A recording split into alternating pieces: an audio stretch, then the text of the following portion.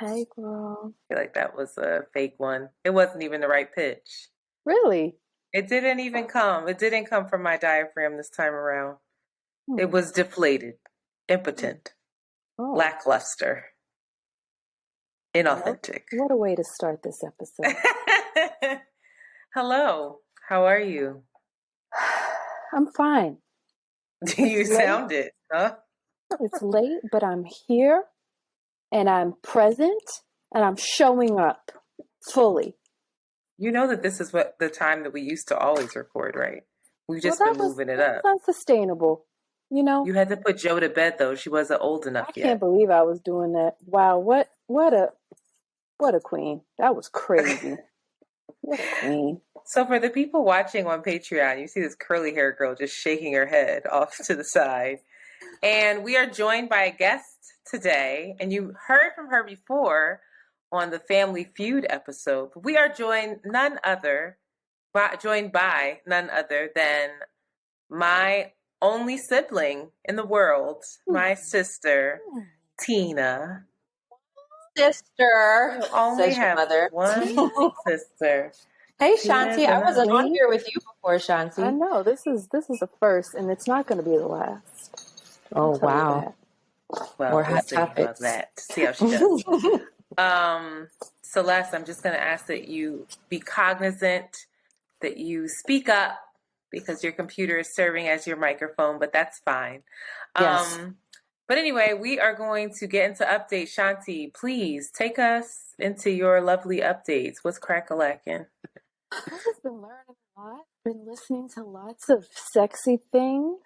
I learned about this subscription and podcast called Dipsy. Have you heard of this, ladies? No.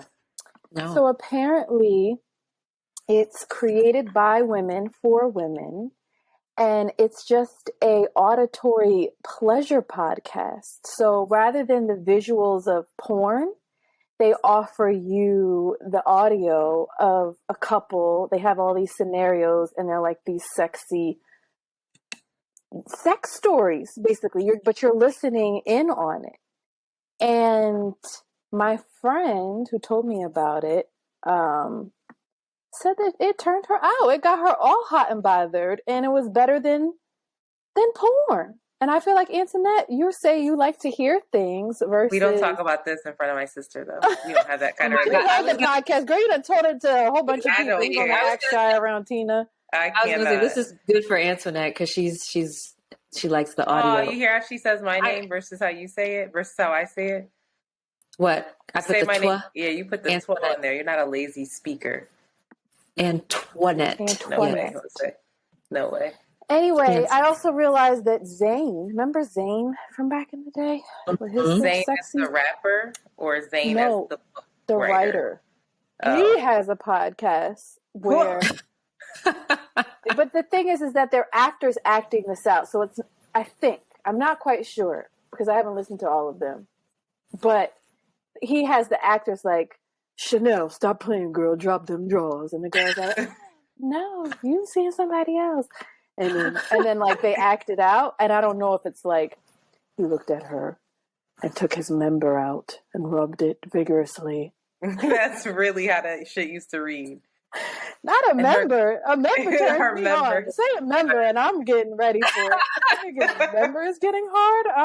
I'm like, whoa. That's a kink for me if you talk about a member.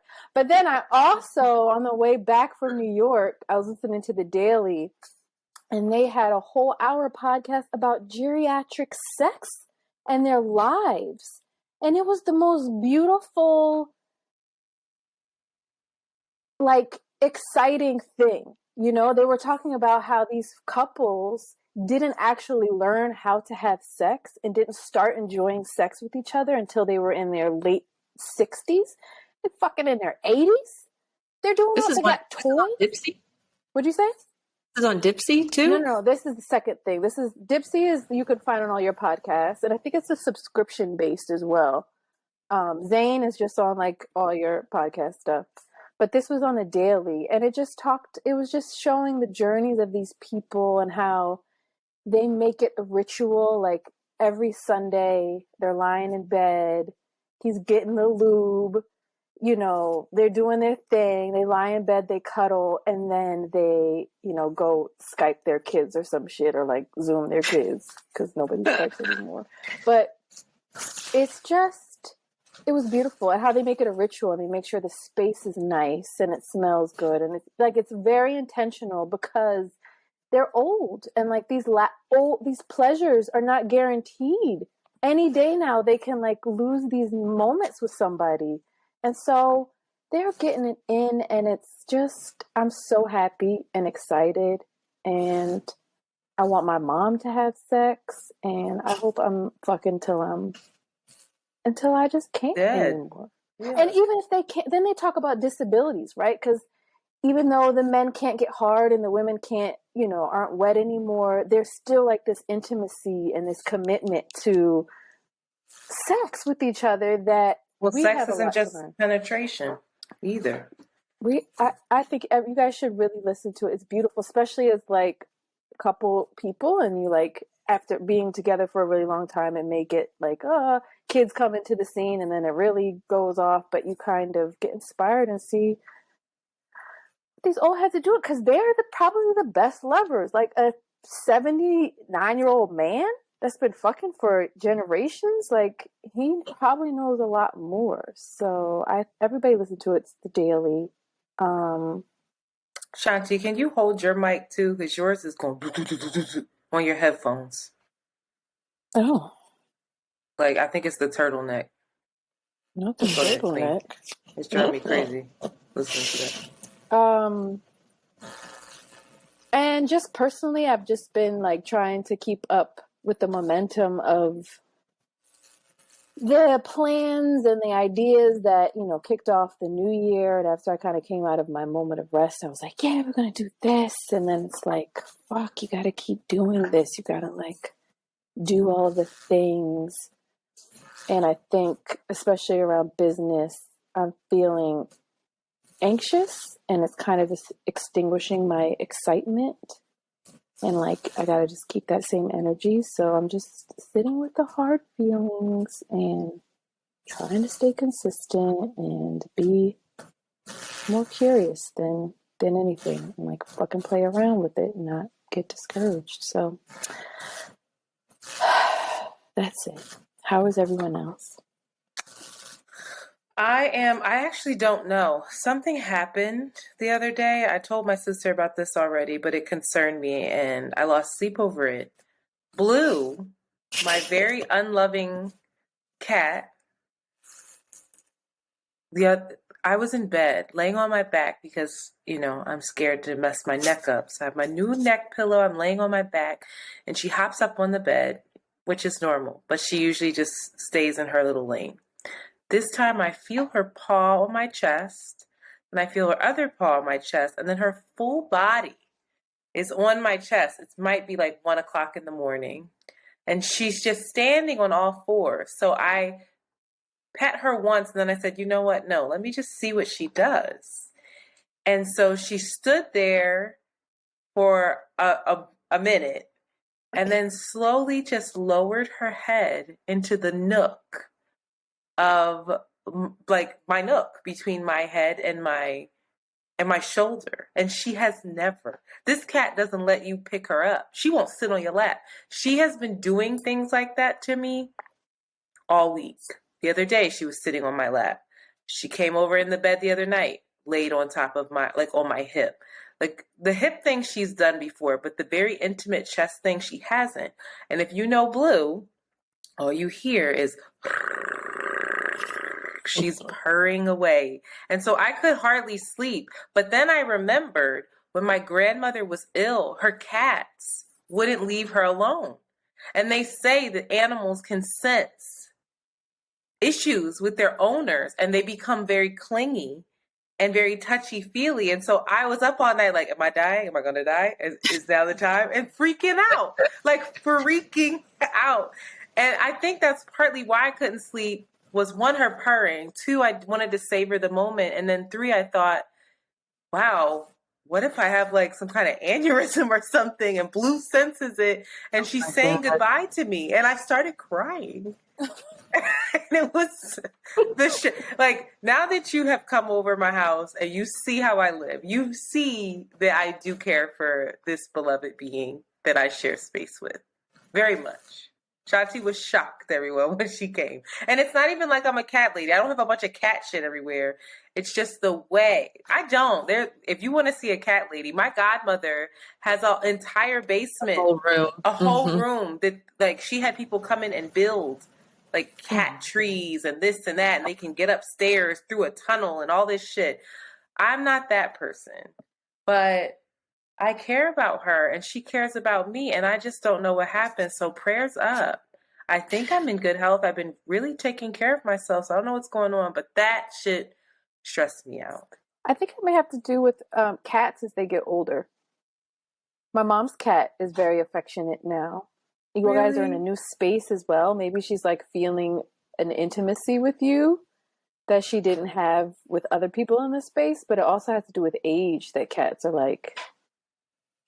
Yeah, that's what I was going to say. I think she's getting older, but also you used to live with other people, so she had more interaction. Mm-hmm. Now it's just you and her in there.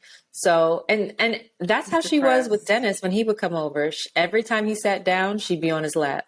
And like once she started, she wouldn't stop. So now that she's starting to do it, that's going to be her. She has a new routine. She's going to be on your lap. She's going to be laying on your chest. She's going to be all up in your space.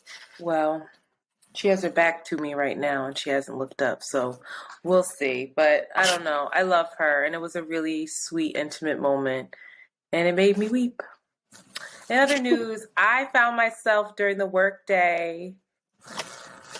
I gotta get the fuck out of here. I just need to, I need to travel. I'm like, I have been stationary for far too long. So I've been looking up home swaps and I have anxiety about it. But I'm like, can I do this? Is this a good idea? Do I want to be in somebody else's home? Do I want somebody else to be in my home? What do I do with Blue? Maybe she can go with my mom. So I'm researching the thing. So if people know about home swaps, and I just want to do it for like a month. I don't want to do it for like 6-7 months. That's too much. But I also put my name in the little hat because my company is global. So I put my name in the little hat to work from anywhere else in the world. Let me find out you're about to move. What do you mean? Well, I opted into like, yeah, I'm open to working in Egypt. I'm like they're located in so many different places. Yeah. So we'll see about that. They're starting and they're piloting a new program apparently. So I'm like, hell yeah, send me away. Oh God. This is y'all. I don't know how everybody feels about the group chat, but there is one particular group chat I want the hell out of, and it is this Kim and Kanye saga. I want out this fucking group chat. This thing is driving me crazy. I found myself the other day, oddly enough, feeling so sorry for Kimmy. And this is not a pop culture thing. Like, I really reflected on the importance of privacy. And like once stuff is out there publicly, you cannot take it back. So and I am a very open person, but maybe I need to simmer down too. Like I would never air somebody's shit out like that. But this is I just implore people who are listening, especially if you have children and if you're like beefing with the father or your partner or whoever, your kids are going to have access to this. And who knows what that's going to do to them. So just like, and it's none of our business. And then it's just one of the most unhealthy ways to solve anything. So it made me sad, but this is like a saga and I don't think it's going to end anytime soon. And I just feel bad for all parties involved. And then I also went to a Bell Hooks talk that was really beautiful. And I saw myself in this space with all of these Black and brown people unmasked. And I was like, oh my God, COVID might be in here, but it felt so worth it. And this might be really reckless, but I just was so happy to be around people and then to be around a certain kind of person, right? I find myself in some of the conversations that I'm having with dear friends of mine to be so unfulfilling at times, where it's just like, I don't want to talk about this anymore. Or if I mention something that I'm interested in at the moment, there's just no interest. And I just feel disconnected. I already feel disconnected from being like in COVID, living alone, and then, you know, like working from home, which is a blessing. But there is this bit of, you know, like I have to navigate now, like, okay, how do you actively seek people out and remain social? But I'm just realizing, like, I don't want to do the shit that I was doing years ago. And if like that's all we're doing, then what does that mean? So I just saw myself surveying the room and seeing all the possibilities of these people. And I talked to some folks, but I just need more spaces like that. So if folks are in Brooklyn and they know of spaces like that, like so many things, like Heal House is closed. Harriet's well, the business isn't closed. They're functioning all like virtually right now. So it's just kind of, yeah. Harriet's Apothecary, the last event they did was 2021. Like all of the spaces that I could like go to for that, the ones that I know of feel out of reach and not accessible. So let me know. And then the last thing I have to say is I've been eating differently. Well, not differently, but just better. And so there is a new dessert hack that I just want to share with people. A vanilla Greek yogurt with some cinnamon gluten-free checks and some strawberries is an absolute treasure. And it's specifically these gluten-free checks. They are so damn good. And when you put them in this yogurt, I swear you will be as satisfied as when like you have an ice cream cone. So I just want to recommend that to all the Around the Way Curls listeners. I want you to know that you can have your cake and eat it too. It's just going to be Greek yogurt. So try it out. Get back to me. Let me know what you think. Tina, any updates? No. Any updates? Or anything you'd like to share at the top of this thing here? I've been reflecting on how much I'm saying yes to things. And I'm in this space where I'm saying yes to like every opportunity that's coming my way, because I feel like so much has changed in my life from before COVID to now. And I'm kind of wondering if there's a part of me that's afraid that these opportunities aren't going to continue. So I just keep saying yes to everything. And I'm so tired, but I'm having fun. But I'm also like, okay, this is not sustainable. Like at some point I need a break. And I just keep saying yes. I'm teaching so many classes right now. What are you teaching, Queen? I'm teaching the Meisner technique in acting at 3 different institutions right now. And I have 2 classes at each of them. So that's 6 classes right now. And I'm having a wonderful time, but it is really intense work. And I'm feeling like it's a lot of output.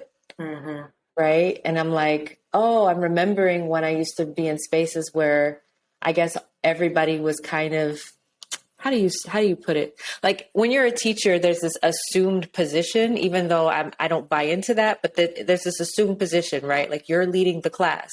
So you have to have a certain level of energy that you're outputting, but there's like nobody to kind of really, I don't want to say nobody. I have other teachers around, but they're teaching their classes, right. You know, and when I was working before, I could kind of like off to the side, have a side conversation with a coworker here and there. And like, that's not happening right now. So I'm lacking that kind of interaction. And so I walk into these spaces and it's like, okay, I got to be on. And so I'm on all day and then I get home and I'm just wiped out. So I'm reflecting on that. I'm really grateful, but I'm also like, okay, when am I going to? So maybe this is the cap. Maybe. Yes, it is. 6 classes is the cap for you. I just moved. Like, how many more classes can I get? Right. How much Tina more money? Is a homeowner now, so that's why congratulations. She's running around here. Yeah, I'm doing the most right now. 15 jobs. Doing the most. Yep. Well, I wish you knows in your future and rest. But I wish you clarity, like the purpose behind it or behind the strategy. Because like sometimes you gotta bust your ass because you gotta get this thing. So maybe just know why you're busting your ass. Because if you don't, then that's. I personally know you, and I wish you would know because I know you don't need to teach more than 6 fucking classes. So you're being insane. I love you, but that's No, it is the time for me though to bust my ass, Shanti. You're right, because there's things that I'm thinking about down the line where I'm like, oh, what kind of money do I need to have put away if I want to do X, Y, and Z? So I feel like this is the time. If I'm going to do it now, I need to do it now. But also I'm tired. Child. So yeah. The balance. Mm-hmm. Capitalism. Mm-hmm. We're in for a great podcast today. So our Black History fact, ladies and gentlemen, we are still in Black History Month. On this day, in 1964, the U.S. House of Representatives passed the Civil Rights Act of 1964. The Civil Rights Act of 1964 prohibits discrimination on the basis of race, color, religion, sex, or national origin. The act prohibited discrimination in public accommodations and federally funded programs. It also strengthened the enforcement of voting rights and the desegregation of schools. I call cap. I read that and laughed. I said, baby, what? Yeah, all right. Very good. We're working on the implementation of this law. It's only been, what's 2022 minus 1964? A lot. It's been about almost 60 years. You better do that math, girl. Oh, that's segregated school you went to. Did you well? I don't know if that was right. What was the year again? I was going to say, was it 80 years? No, is that 60? I'm now nervous. You're right. It's 78, right? Oh, you're God. right.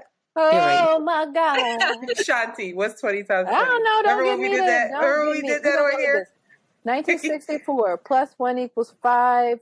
No, 1960. We're at 2022. I know, but I'm counting up. So you got to do 22.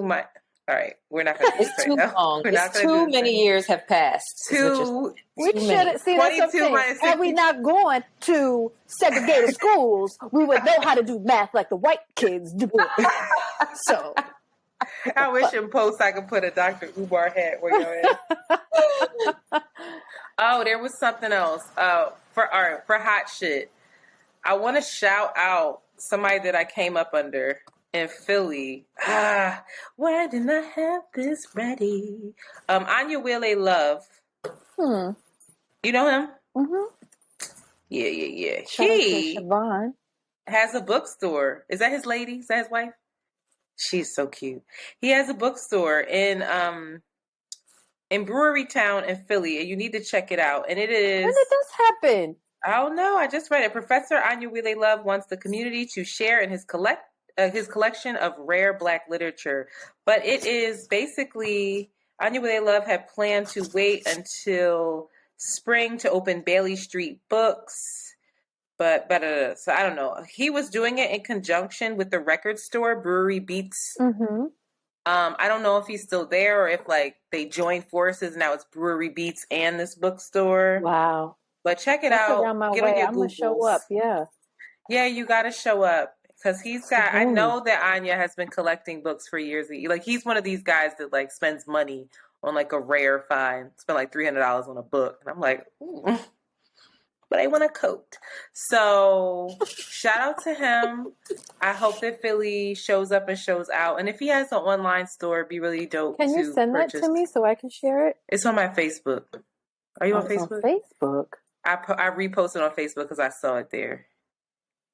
That's all I got for you, Queen. A new song. It's not new at all. It's actually old. But I just stumbled upon it. Well, I didn't stumble upon it. Somebody played it for me. And I was like, what is this? And now I'm really enjoying this artist. It's called Sun Little. Mad About You. Matter of fact, I'm going to put a little thing in here so I could play the tune. I think he's from Philly, too. You lie. Look it up. Is he? I think so. Well, he's somehow affiliated with Philly. In some kind of way? Here. That's even better. So check that song out. It is so dope. I've had it playing. He's from Philly? Represent. Yeah, I knew that. Wow. He's dope, right? Didn't he have a great voice? He's super dope. He's really talented. He can play his ass off. I'm here for. I actually bought tickets to a show. Really? Good for you. You better. Yeah. So what else? Hotels. This comes out Thursday. Hotels comes out Thursday at technically Friday, but Thursday 12 a.m. So Friday 12 a.m. But if you stay up late, then and guess who's on Hotels, y'all? Ashanti from Philly or whatever. She got a tail. I'll have you know that song was not going on the album until Shanti sent in her tail. I basically saved the day. You basically saved the album. I basically made this the album. So yes. So Shanti got y'all a whole additional song on that deluxe. Send me my Cash App for bringing you pleasure. Did you fill out your paperwork? Fill it out. I don't know who these people are. You put this on there. Go ahead, Queen. I want to shout out another Philly John, also a listener of Around the Way Curls, Ashley Coleman. She has written a book called Good Morning Love, which will be debuting in June, but I want everybody to get ready to purchase it and be excited about it. It has brown sugar type of vibes to it. The setting is around two musicians or folks in the entertainment business who become enmeshed in love, and just support your Black women authors and artists. Shout out to Ashley. Maybe we can even get her on the podcast to kind of talk about her journey. So check that out. Yes, and please. Then my favorite, Worson Shire is coming out with a new collection of poetry. That should be coming. I already pre-ordered it. I was super excited. I was just stalking her on Instagram and I saw that it was happening. I had no idea it was happening. So that's a big deal. Worson Shire made Lemonade. Without her, we would not be as deeply affected by the album had it not been for her. So was she included in the album, or was she just on the movie? Did Beyonce have those? No. Did she have those? No, I don't know. No, she should have. It was only. But we all know the album didn't slap if it were. No. Her. We need the visuals. What is she? And Warshawn. Yeah. Well, she made it. She's amazing. She's amazing. And she's young. She's incredible. She's Somalian who lives in the UK now, but she's just a genius. And she has a new book. The book's called Bless the Daughter Raised by a Voice in Her Head. So we'll all be talking about that soon and crying over whatever she writes, because that's what she makes me do. So pre-order it now. Support Black artists, women. So pop culture. I don't want to spend a lot of time on this, but Kierra Sheard. I don't know this girl. Heathens we are. She is a gospel singer. Woo! And some of our friends absolutely love her. She's big in the gospel world. But what's very interesting is that she said that her friends, when they come to visit her, and I thought this was because of COVID, but it wasn't. When they come to visit her, she would rather, if they cannot afford a hotel, she will pay for a hotel for them because no one can stay in the house that her man stays in, her husband. I was like, what?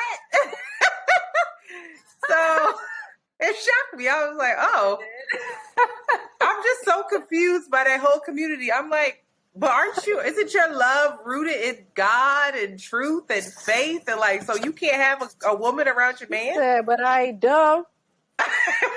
Shit. I also know the devil is working all the time. He said it'd be the niggas closest to you, okay? You see who killed Jesus, all right? I support it, Kierra. I support it.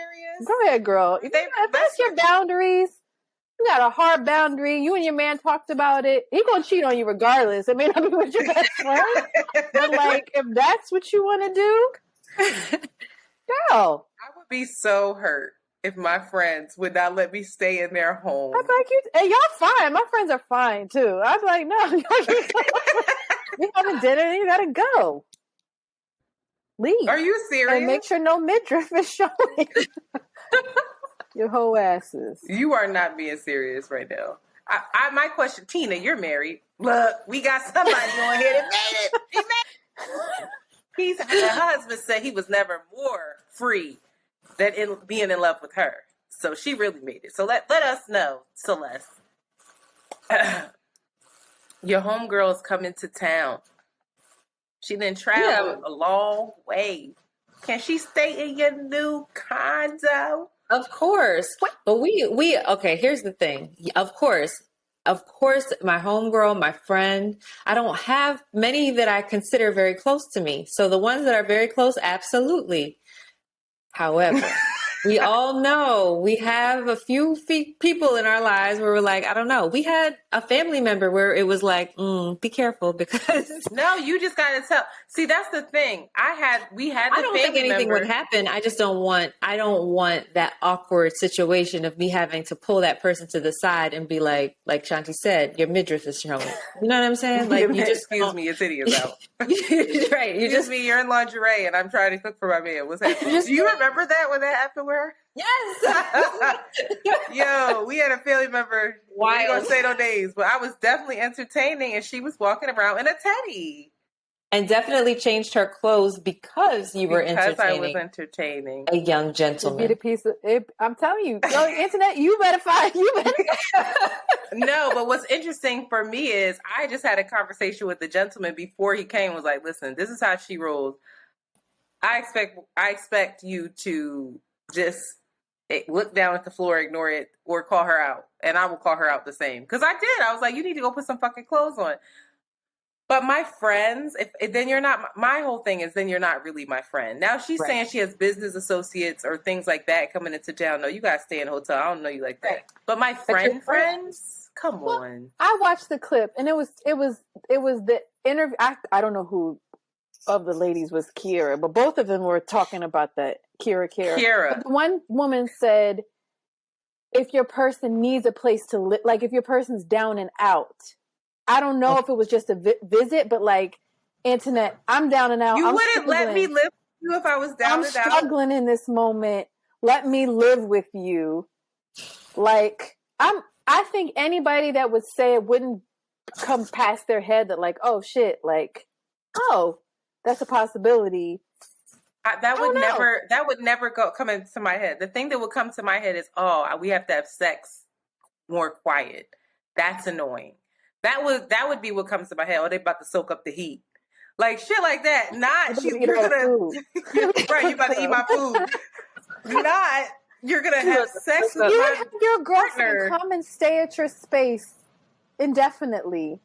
Do you know that Jasmine offered that to me? Anything until we just had this conversation. That's insane. Like that says a lot because when I was looking for houses, when I was thinking about buying a house in Philly, she was like, "Just come live with me." And her man lives there, and she didn't even just come live with me. I'm never here.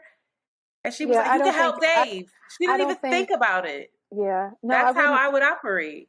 I don't think I would think anything. My concern would be other things, not if you're gonna fuck my man. But that's real. It's happened in my family. Oof. What? Cousin Faith. Oh yes. It's happened in my family. Women doing dumb moves. Like, don't move no other woman. I don't know. Don't be surprised. I would be surprised, but then I would also not be surprised. You would not okay, we're gonna move on.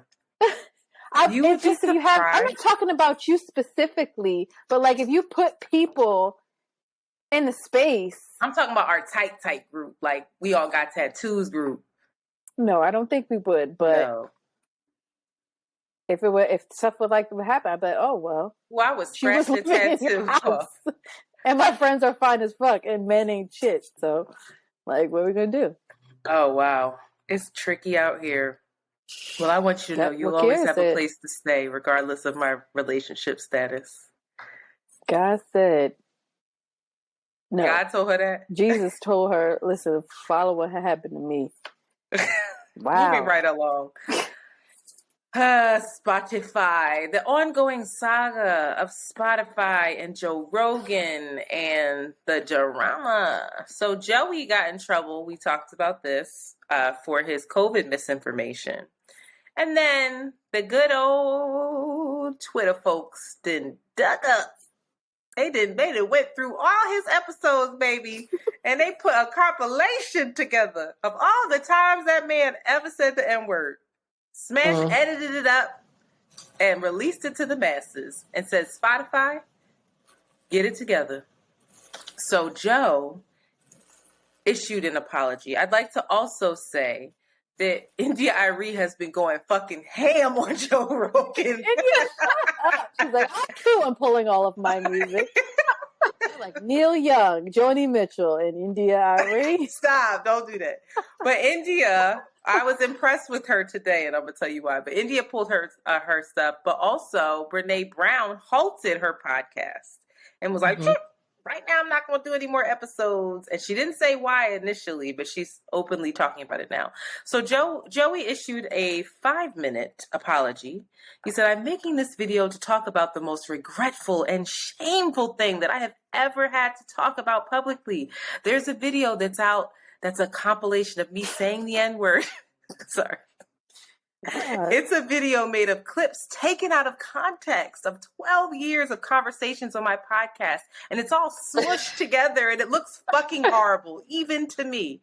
Now, I know that to most people, there's no context where a white person is ever allowed to say that word. Never mind publicly on a podcast. And I agree with that now. I haven't said it in years, but for a long time when I would bring that word up, like if it would come up in conversation, instead of saying the N-word, I would just say the full word. I thought as long as it was in context, people would understand what I was doing. I am not a racist, but whenever you're in a situation where you have to say, I'm not a racist, you fucked up. And clearly, I fucked up. That's my intention to express myself in this video, so there's nothing I can do to take it back, yada, yada, yada. I do hope, if anything, that this could be a teachable moment. I never thought it would ever be taken out of context. You keep saying that. There is no context, sir. But put in a video like that, and now, holy shit, it looks so bad. I also want to highlight... That's literally what it said. Holy shit, it looks so bad. I also want to highlight that in a particular episode... Joey makes mention of walking into the blackest neighborhood. That neighborhood happened to be in Philadelphia, and going to go see Planet of the Apes, where he said that he goes on to describe his experience in this black theater, and he said, whoa, guys, this is Planet of the Apes. And then he goes on to say, whoa, that sounded racist. Can't say that. I just want to see how cool the experience was to watch a movie with all these black people. And I looked around and I was the only white person. I was like, wow, this is how they feel in the world. This space is so much cooler than white spaces. I only ever want to watch movies in black spaces. He's also had people on like Charles C. Johnson who have discussed the MAOA gene that Charles believes proves Black Americans and Africans have a proclivity towards violence. Charles then goes on to say that white Europeans and folks of Asian descent have been less violent as they moved out of Africa because they were only farmers and stuff. Spotify has a $100 million contract with Joe Rogan. Thoughts?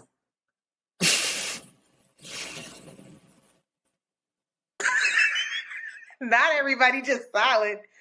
What do you think? I think that Neil Diamond, Thandiwe, Brene Was that Brown, who did it? Was it Neil Diamond? Who the fuck is Neil Diamond? No, he's somebody. Let me look him up. Neil Young. It's Neil Young. It's not Neil Diamond. I think all of those people and anybody else,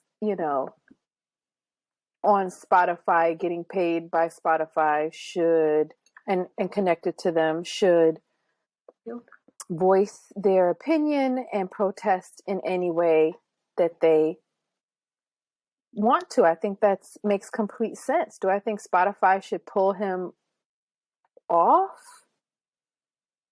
Well, they did. No. I want to say that they pulled 110 of his episodes. Saying nigger. Now they do. And shame on you. Shame on you, Spotify. Shame on you as well, I guess. Why is it shame on you? I don't know. I don't think that it's shameful that he gets that they're paying him $100 million if he brings in and has the followers. He has the top podcast. Worth that. Mm-hmm. I don't think that's shameful. Like, fucked up shit gets clicks and likes, and I don't know if that's the responsibility of Spotify to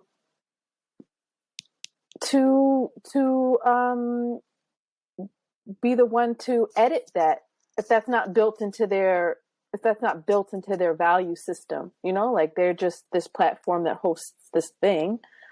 That's not their that's I mean, if we were to start doing that, if we were to start sifting through all of the podcasts and editing all of the things, then it's just like it gets very tricky.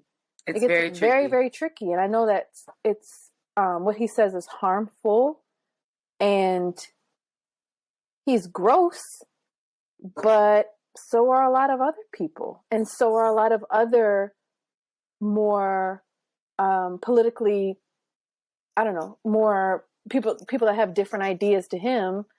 People may think whatever they share is harmful and, you know, rubs them the wrong way. And what do you do with those people? You know, people that don't believe that, people, especially people that have the value systems around, you know, the American family and fabric and, you know, queer and black and BLM and is messing up everything. Like, it just becomes really, really tricky. And I think I would be You're curious. Talking about censorship. Yeah, I would be curious if Spotify were to, what are they going to do? But they're getting all this pressure, I guess, from folks. A lot of people are canceling their subscription, which should be their right to do. Mm-hmm. It makes sense. They're just following the fucking money. So if everybody cancels their subscription, then Spotify's values change. Well, that's what all of this diversity, equity, and inclusion. That's the bottom line to it is money. I mean, yeah. So if they make this move, like, okay, those are your values now. Whatever, you're just following the money. Joe Rogan makes money. Tina, and he's following all of the markers of apologizing and, you know, that everybody does when they're caught with their pants down. So, like, this will pass, I guess. I don't know, India.Arie, go put your music back up. Tina, what are your thoughts? I don't know. I mean, I'm always curious about the value systems of a company, right? And if you're a company where you know you're putting you're a platform where your voice you're a platform for other people's voices to be heard, is it just about being a platform for people's voices to be heard, any kind of voice, or what is your core value system? And if you don't know what that is from the beginning, if it is just about money, which most places are, then I don't know. Then you're just going to follow the money, like Shanti was saying. You're just going to continue to follow the money, and wherever the tide goes, then you're going to go with it. It's just like after Trump was elected, who did NBC hire, and they ended up firing her recently, because they felt like, oh, we're going to go towards the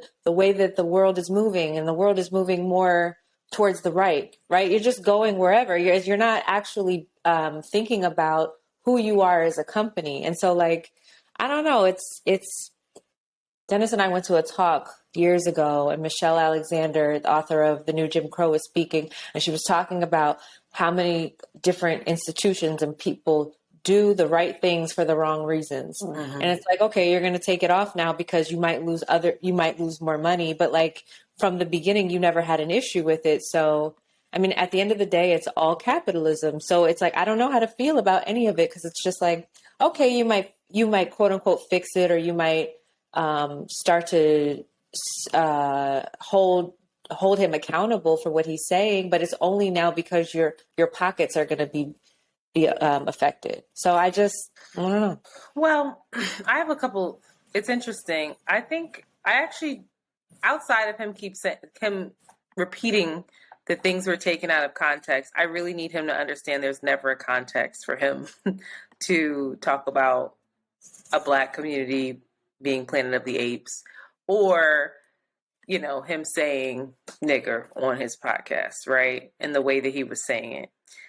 I need him to understand that. I appreciate him saying that if you have to say I'm not a racist, then you've clearly fucked up. I do appreciate that. I appreciate him holding himself accountable, and I hope that he shows and proves with changed behavior. That's one. So he has a huge platform. He brings in a ton of money, and he invites said people on because, you know, being provocative often gets the people going, right? I worry when it comes to censorship a lot. I think it's a very thin line between censorship and accountability. And just like Shanti said, it's well within your right, Neil Young, Thandiwe, you know, to pull your music and say, I'm not going to participate in this because you are not in alignment with my morals, right? So I'm here for that. Now, when it comes to Spotify itself, Spotify has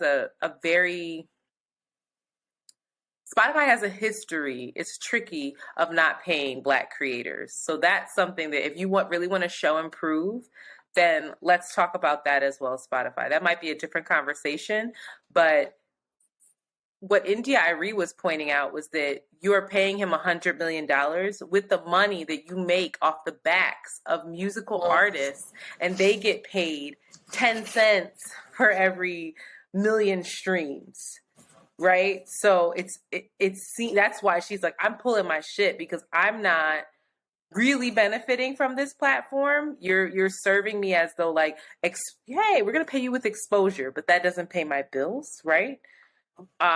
So I think that was a very valid point. I also think, hey, how else is Spotify going to pull?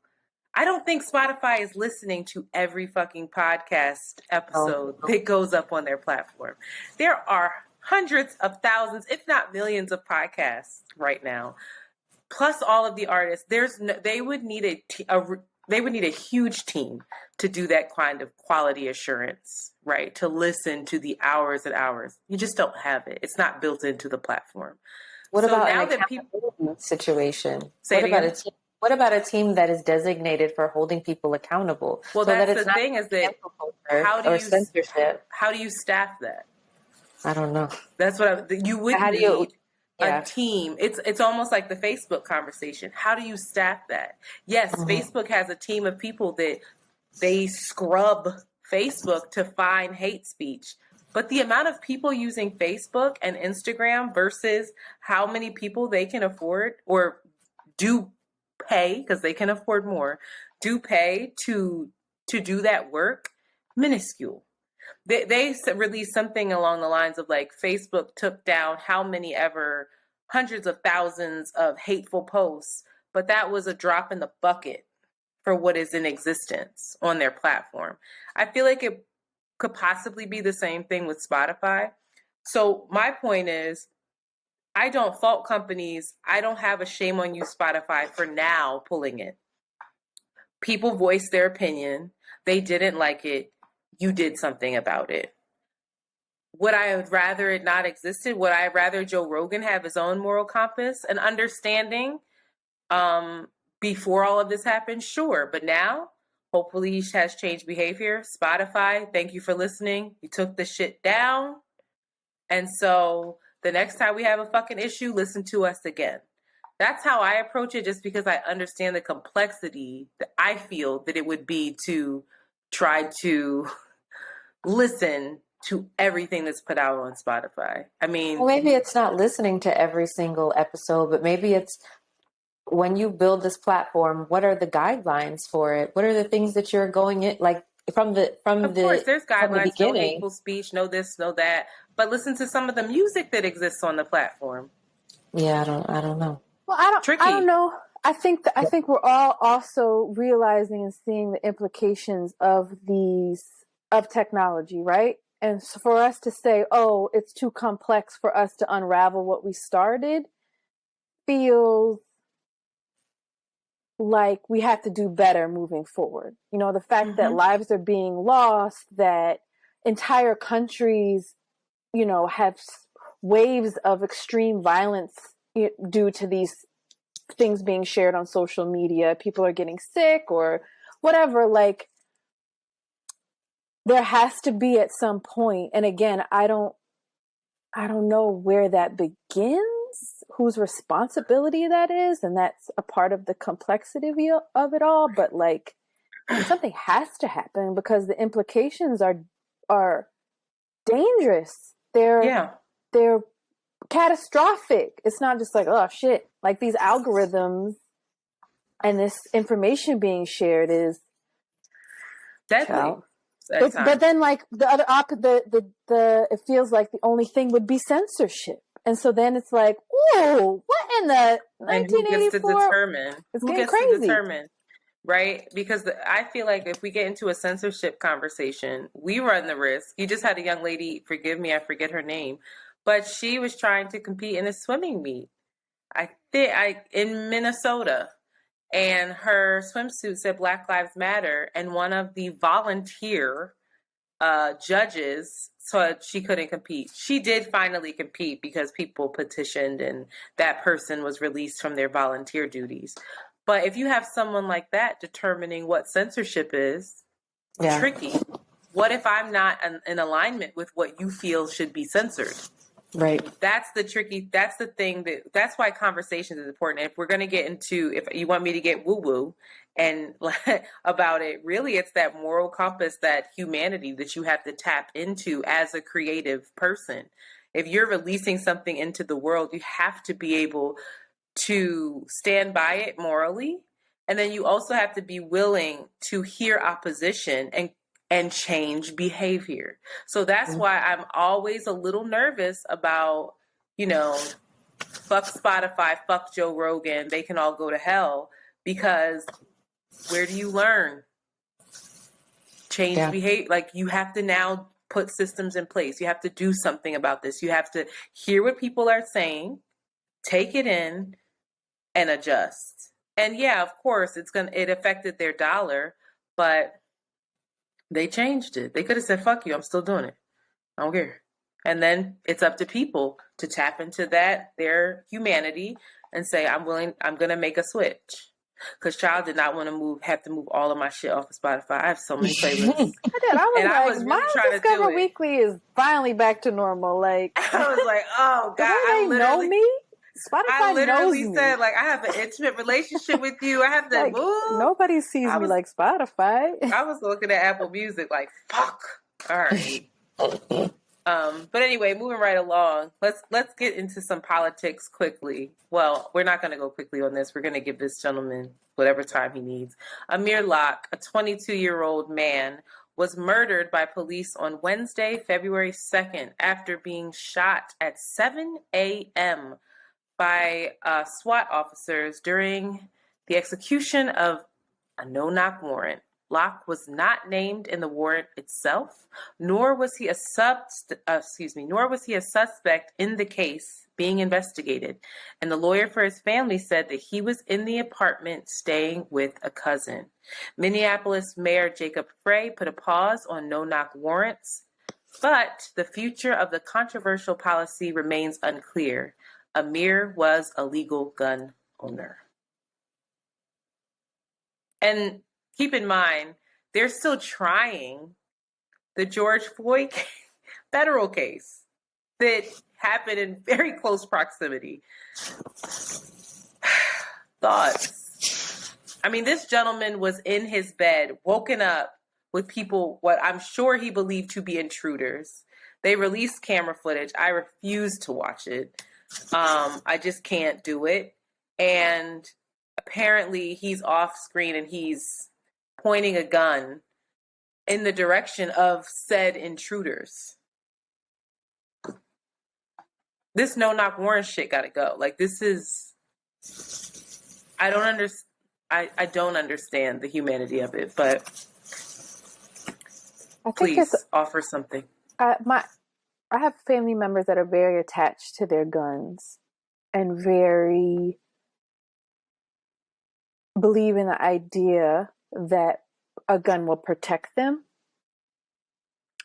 And so, I don't know, I think there just also needs to be this conversation around, of course it's policing and guns, but like, I don't know, guns, blackness and protection. Like, it's all good if like white folks are walking around having their guns and their rifles and parading, but then like, you know, the image of the Black Panthers or the Black Panthers defending themselves in Oakland with their guns that they had the right to carry, it's like a completely different kind of response. And it's just, yeah, I don't know.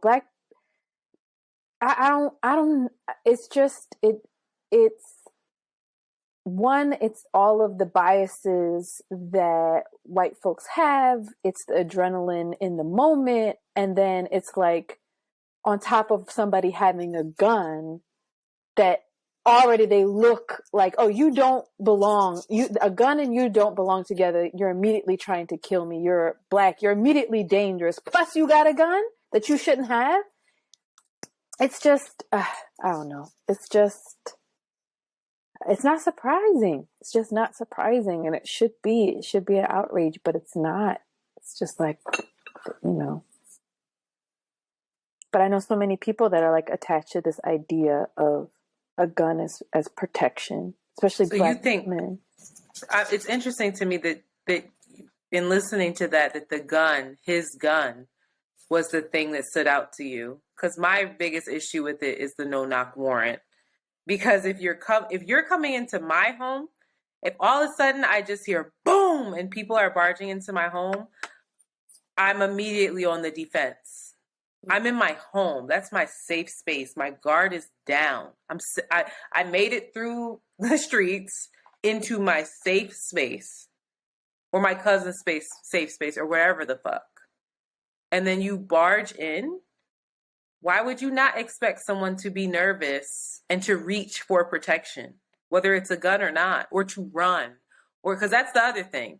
You know, oh, he was running. Oh, he was this. Oh, he was that. He wasn't quietly laying in the bed as we forced our way into his home, unannounced, aggressively. Like, I don't know how realistic it is for cops to not find ways to get into somebody's place and to just knock on the door. I feel like, all right, you take away what is it? No knock warrant. No knock warrant. They're gonna find a way to get into your. Not legally. I mean, you need to be able to. All you got to do is fucking knock. Boom, boom, boom. Police.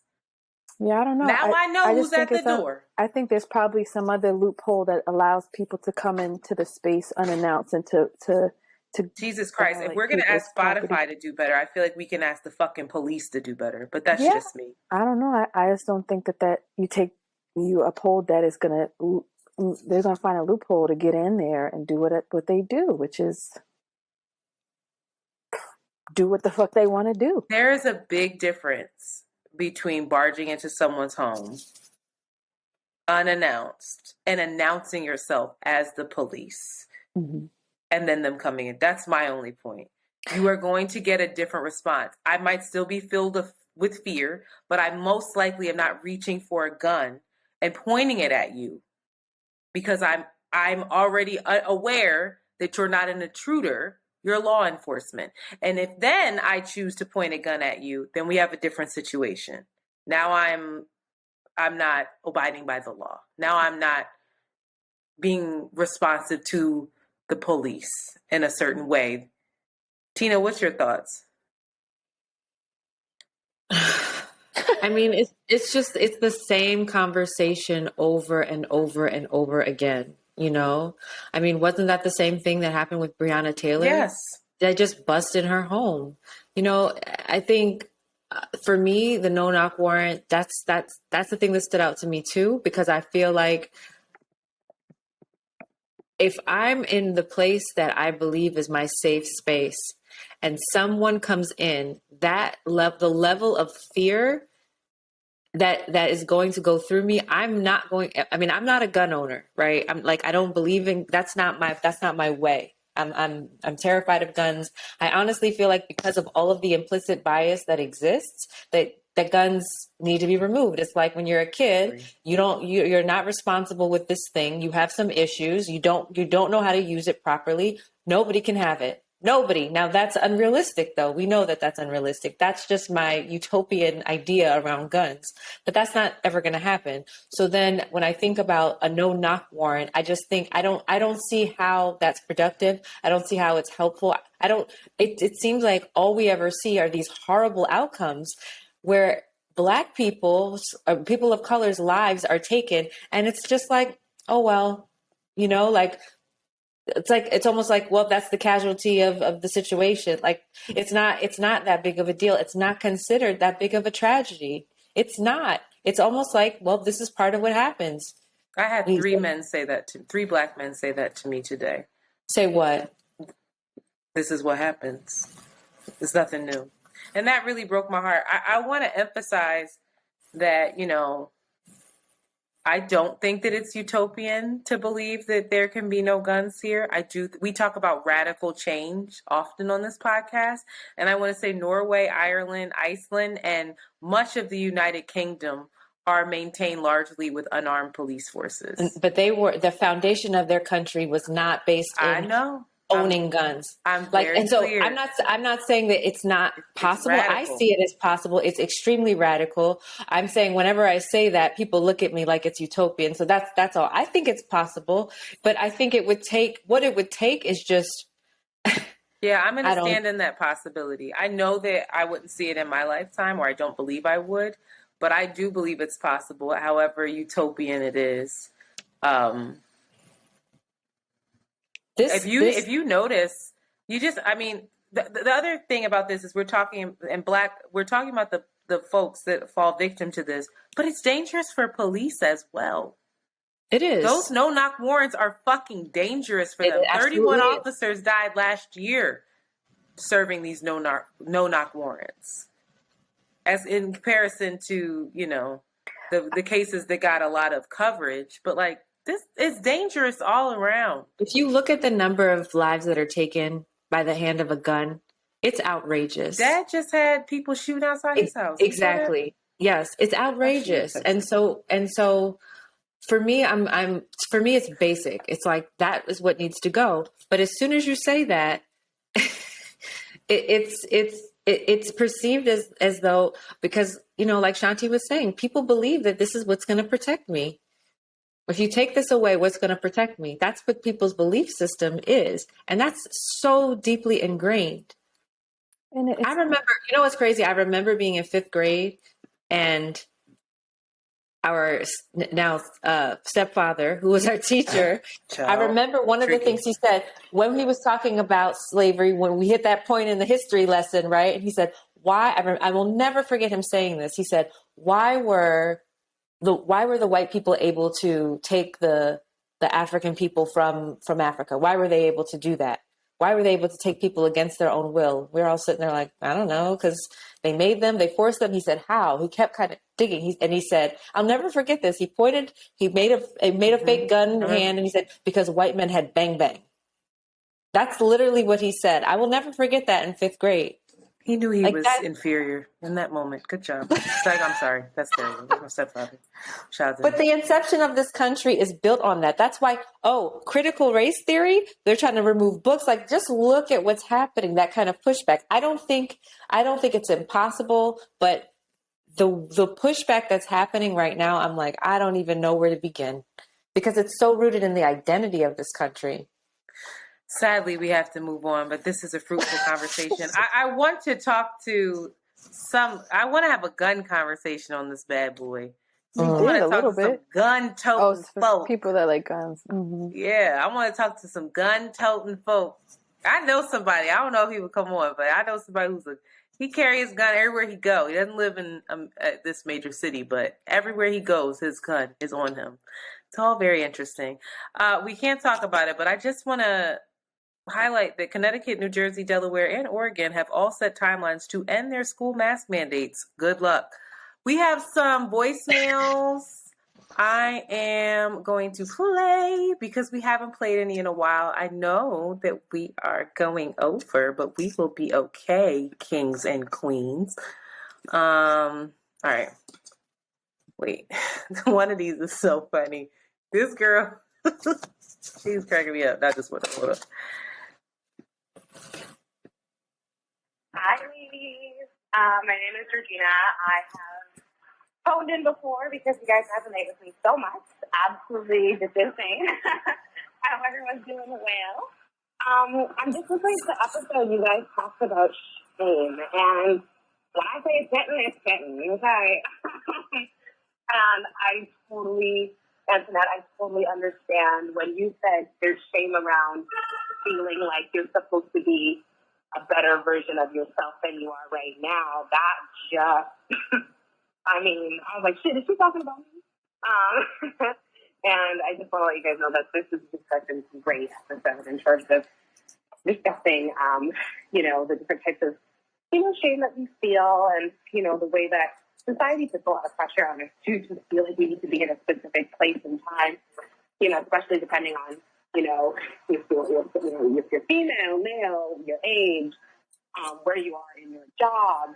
So I think, I want to thank you guys for this episode because it's really resonated with me and a couple of my girlfriends as well. They, I think it's a weird block that's going on in the early kind of beginning of the year where we're kind of reflecting back and saying like, well, damn, what did we do? Like, what are we proud of? And that in turn can have so much shame on it as well. And I think for myself, I feel the biggest amount of shame financially because at my age, almost 30, with working in dental industry, I feel like, damn, I should have so much money saved up and I should have all of these things and all this stuff. And I just don't feel like I'm there. And I feel like I failed myself or I failed a younger version of myself by not being that person I imagined, but then also realizing that times have changed versus the 1997 version of me dreaming what the 30-year-old me looks like now.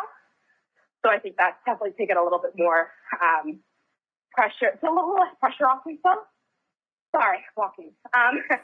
But, thank you guys so much for this because I think it's something that most people need to talk about. We should stop feeling so ashamed of our lives. We should be very proud of where we are and who we are and what we've overcome and, what we've achieved as well. And I think that, a lot of people need to hear this podcast and talk about where their shame comes from and also address it and sit with it and look it in the face and say you're not going to be the only definition of me. You're not, shame is not going to define me and only that, So thank you guys so much.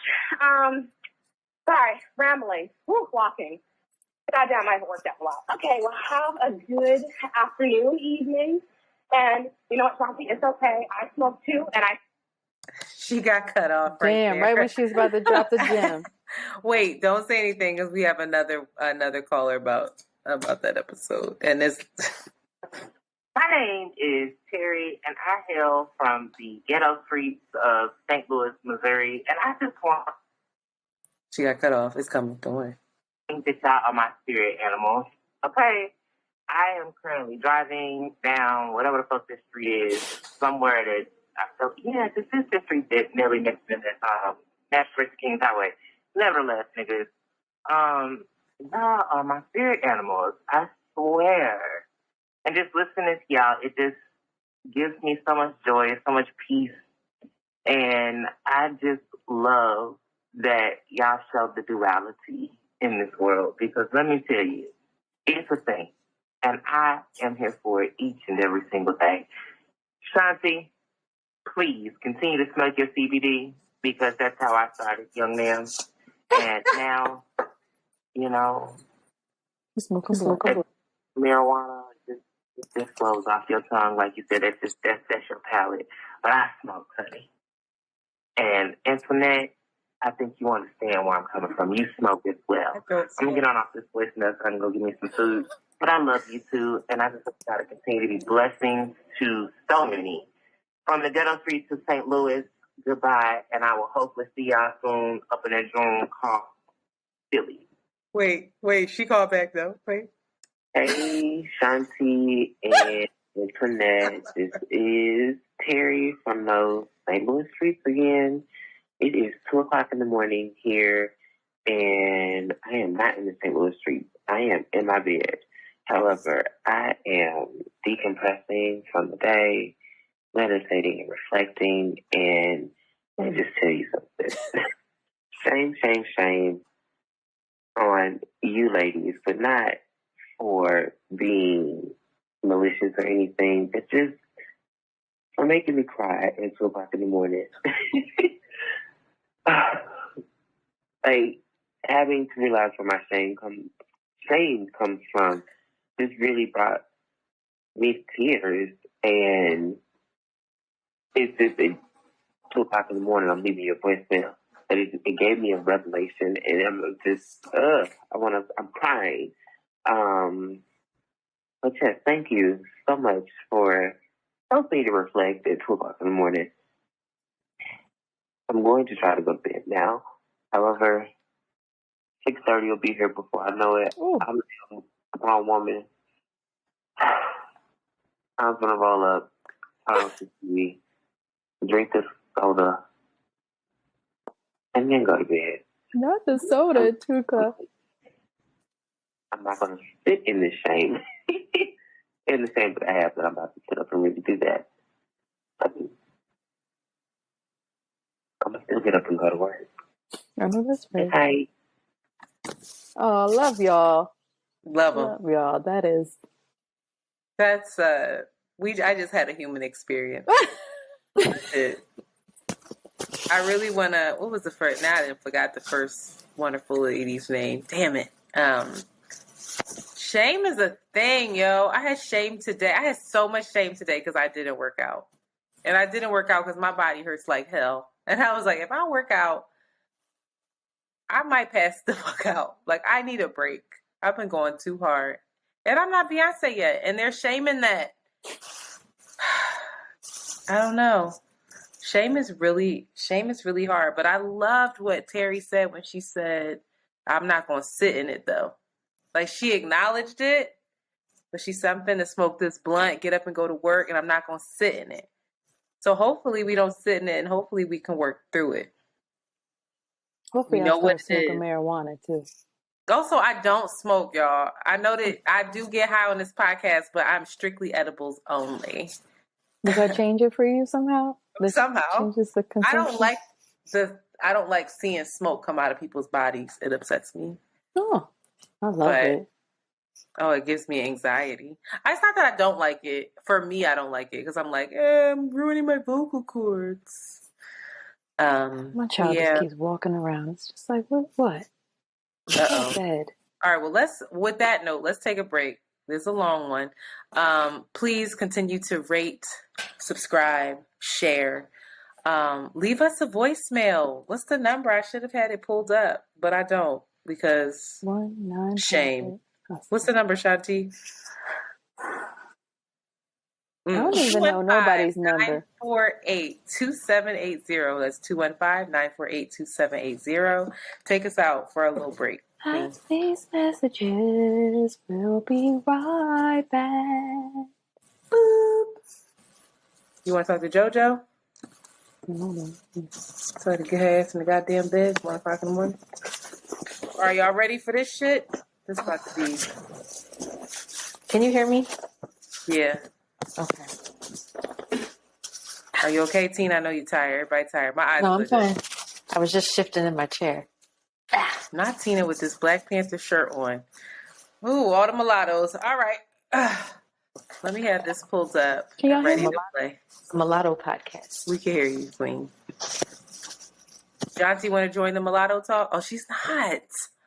Yeah. Shanti is not white and black. Shanti is African, white and black. Jolie. Oh, Jolie. What's your name? I was like, I'm tired. I'm tired. That's amazing. Black. What's she talking about? She ain't no mulatto. Yeah, JoJo's like, that's y'all problem. I'm out here. She's what? Octoroon Quadrant. Do you remember that Spike Lee? Oh, I'll save it. Yeah. All right, we ready? Mm-hmm. And we are back. What time is it? Can you put the time in there, Shanti? So, my lovely sister is on the podcast because she has a lot of insight, personal experience when it comes to being mixed in a white and black world or a white and black country. Do I? Just me? No. we all three of us. Wait a minute. But see, a lot of pressure on you now. I don't have those same responsibilities in the intersection. So now. I am not the you better represent. Don't know what you're dealing with, girl. Specifically, this was brought up because a lot of people refer to her as Thandiwe Netwon. Her name is Thandiwe Netwon.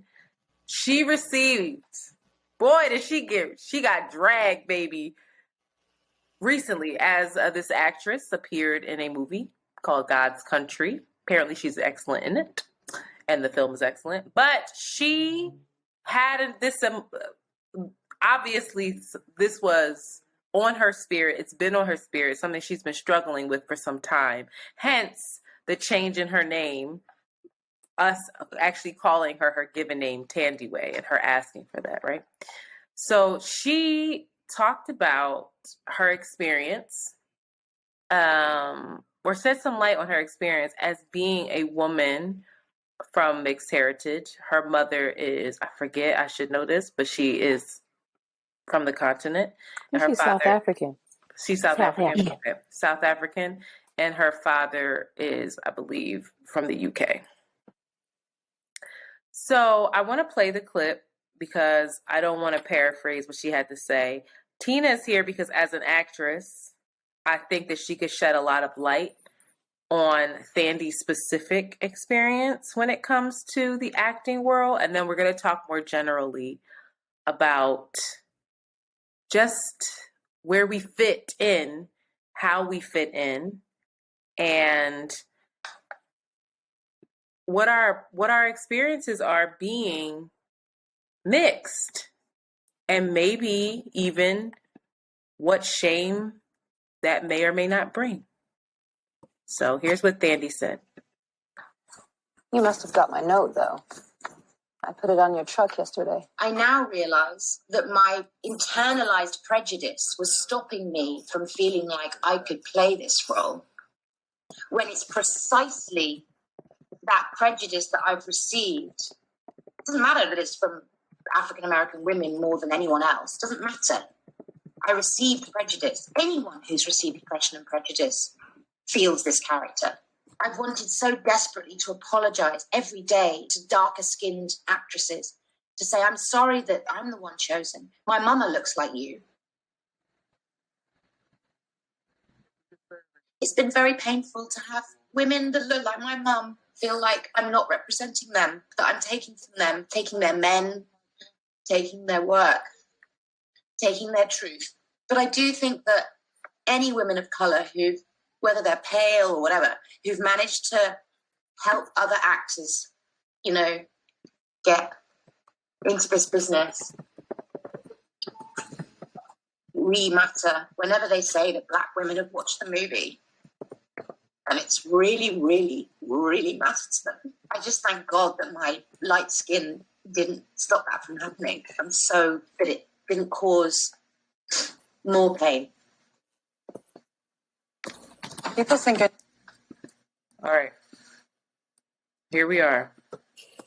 Did she say some other stuff? That's the clip that you choose? That's what she said. What else did she say? She talked about,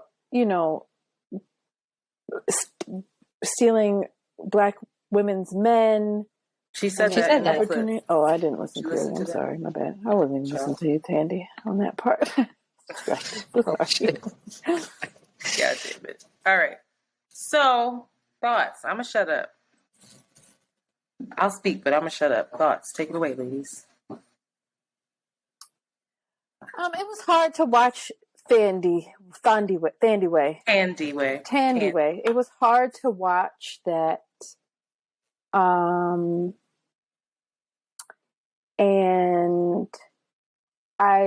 when it posted, I saw a thread. Yaba posted it. Yaba Belay has, her platform is all around colorism, and she made the One Drop.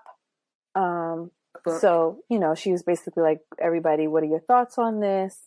A lot of darker skinned women, a lot of Black women were disgusted, and you just like, well, be quiet. I didn't feel disgusted by her. I felt she made me feel uncomfortable. She made me not dissimilar to the ways in which when white women are kind of caught with their pants down, they're kind of like crying. And thinking about it more, I think what made me feel uncomfortable was that I imagine that she's feeling a pain and a shame and a disconnectedness due to her being biracial. And I think where the disconnect in what she was trying to say was that overshadowed the accountability that she was trying to like claim. And it became similar to like white women like crying when they have made a microaggression or done something versus managing the accountability in a way that it can be felt as authentic and like focused on the person that has been hurt in this. Whereas she took up a lot of space as the hurt person talking about hurting other people. And I think that that's what felt kind of uncomfortable for me and kind of made a lot of other people angry. And that's kind of just if I had any critique about that, it's not about her being mixed or about her experience. But for me, that's what was just kind of like, just kind of cringy in a way that was hard to really take in, her trying to be accountable and her trying to say like, this is hard for me too, because it was kind of like, it seemed, I think, focused on her. For me, when I watched it, I was like, oof. And I think I did the oof, not because I felt like she was being absolutely genuine. I don't think it was white woman crocodile tears at all. I'm not saying that. No, I'm not saying you're saying that. A lot of people were saying that. I've been watching a lot of YouTube videos and think pieces and shit like that. And they're like, white woman crocodile tears. We don't have time for it. And so I don't think it was that. I think that I have operated, and I've said this on this podcast, I've operated from a space of hyper awareness of, I am hyper aware that I have privilege, right? I'm hyper aware that I look the way I look, right? And that for some people, to them, that means that I am other, that I don't understand their pain, right? And that my experience is completely different. All of those things are very much true, right? But I want to highlight that the experience is different. I'm not trying to quantify them, because what I did see is real pain, and I can hold space for Thandiwe and that pain. I think that while we say like, oh, she took up a lot of space, and she does. I was watching interviews, I was like, goddamn girl, shut the fuck up, right? Thandiwe takes up a lot of space. And maybe she needs to be a little more aware of that and to offer space for other people. but I'm going to validate her experience as being something that is her experience and probably and is deeply painful. It's deeply painful sometimes to be the recipient of the privilege and know that you're the recipient of the privilege, despite how much you detest it. And then to know that sometimes it's fucking out of your control. And then to know that you are going to be even more disconnected from the community you love the most as a result of it. And there's nothing you can do. So you search for ways to prove and to show that you're not that you're not in alignment with this system, right? Despite how you benefit from it, but you still somehow benefit from it. So it's a complete mind fuck. What made me sad, and I actually commented on Yaba's post, and I was scared to do it because I was like, either Yaba or somebody about to rip me up. But what I said was, I think that her execution was flawed, right? But I don't doubt for a fact that she has real pain. And I feel that I wish she would ask more questions. I wish she would have stated it differently. By her saying, take your men, that's something she heard. That's not something she pulled from the sky. I've heard that. I've heard that from people. You run around here, you take our men, you this, you that. And I'm like, me, I am. So that's even why at times I haven't identified as a quote unquote Black woman. I've walked into spaces and said, you identify me however you feel comfortable, because I understand that I understand that maybe I need to take the back seat in this situation. That your very presence almost is like a trigger for some people. It is. It's a trigger for our own, some of our own family members, no? Yeah, absolutely. Yeah, I mean, for me, it's interesting because when you sent it to me, because I've seen Thandiwe. I've seen Thandiwe in many interviews, and she takes up a lot of space with her perspective, and not just when it comes to race, but she takes up a lot of space when it comes to, she projects her experience onto others a lot of times. I do want her to ask more questions. And so that was my knee-jerk reaction. But then, Antoinette, I went back and I watched it again. Mm-hmm. And what came up in me, I had to sit with it, and it was very uncomfortable. I had to sit with the fact that I felt like, wow, there was something that was triggered in me that said, wow, this woman is allowing herself to take up space with a pain that I understand deeply, that I feel like I have to hide, that I don't feel the privilege of being able to share in any space because it's misunderstood, because I have been thinking to myself, where is the space for the nuance of my experience? Mm-hmm. I don't know where that exists because I'm being constantly told how I should identify. You know, it's interesting because you allow people to tell you, or you allow people to tell you how you should identify when you walk into spaces. Or how they identify me, not how I should identify. Right, how they identify you. How they identify me. Right. I show up, I want to be clear, I still show up completely as myself in every space I'm in. You absolutely do. But and I will be honest. Yeah. I cannot say the same for myself. Mm-hmm. That has been a lifelong journey of how do I show up in spaces as myself. I don't know how to show up in a space as myself because I was a very sensitive child. I became hyper aware of, I was bullied a lot. And I became aware that something about me was wrong in whatever space I was in. And to be clear, you were bullied. Why? Well, it depended on who I was around. Exactly. So when I remember being told on the schoolyard by a young dark-skinned Black girl that I thought the sun rose and set on my ass. And I remember being like, I don't even know what that means, but I remember hearing that. And I was like, I wasn't that kid that was like, look at me. I was shy. So I didn't even understand what she was talking about. But some little boy had a crush on me. This is like third grade.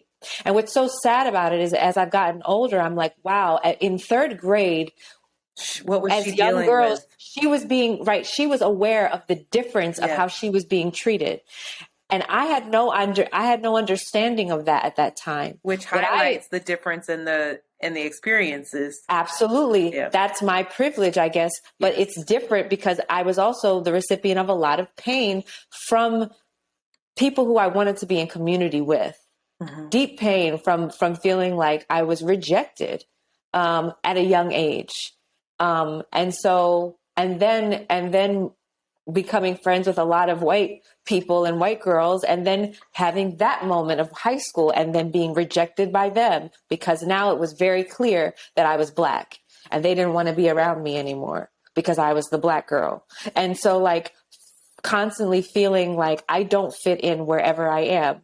And it's odd because in our family dynamic, I'm the quote unquote darker one. In the bigger scheme of things, I'm light skinned. But in our family dynamic, we would go to the family Christmas party. You trying to say I'm not?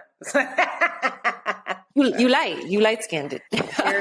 Go ahead. But we would go to the family Christmas party, and you could point me and Dad out amongst everybody. We would stand You're out. talking about mom's side of the family. And mom's family, yeah. And mom's family. We would go to the family Christmas party, which is a huge family. And it was like, where's Waldo? And you could see me and Dad, like, you know, and I was aware of that. I was aware of how much I stood out. And so feeling like I don't fit anywhere. And so going back to Thandiwe, I was listening to her and I was like, wow, she's allowing herself to be really flawed in how she's expressing this.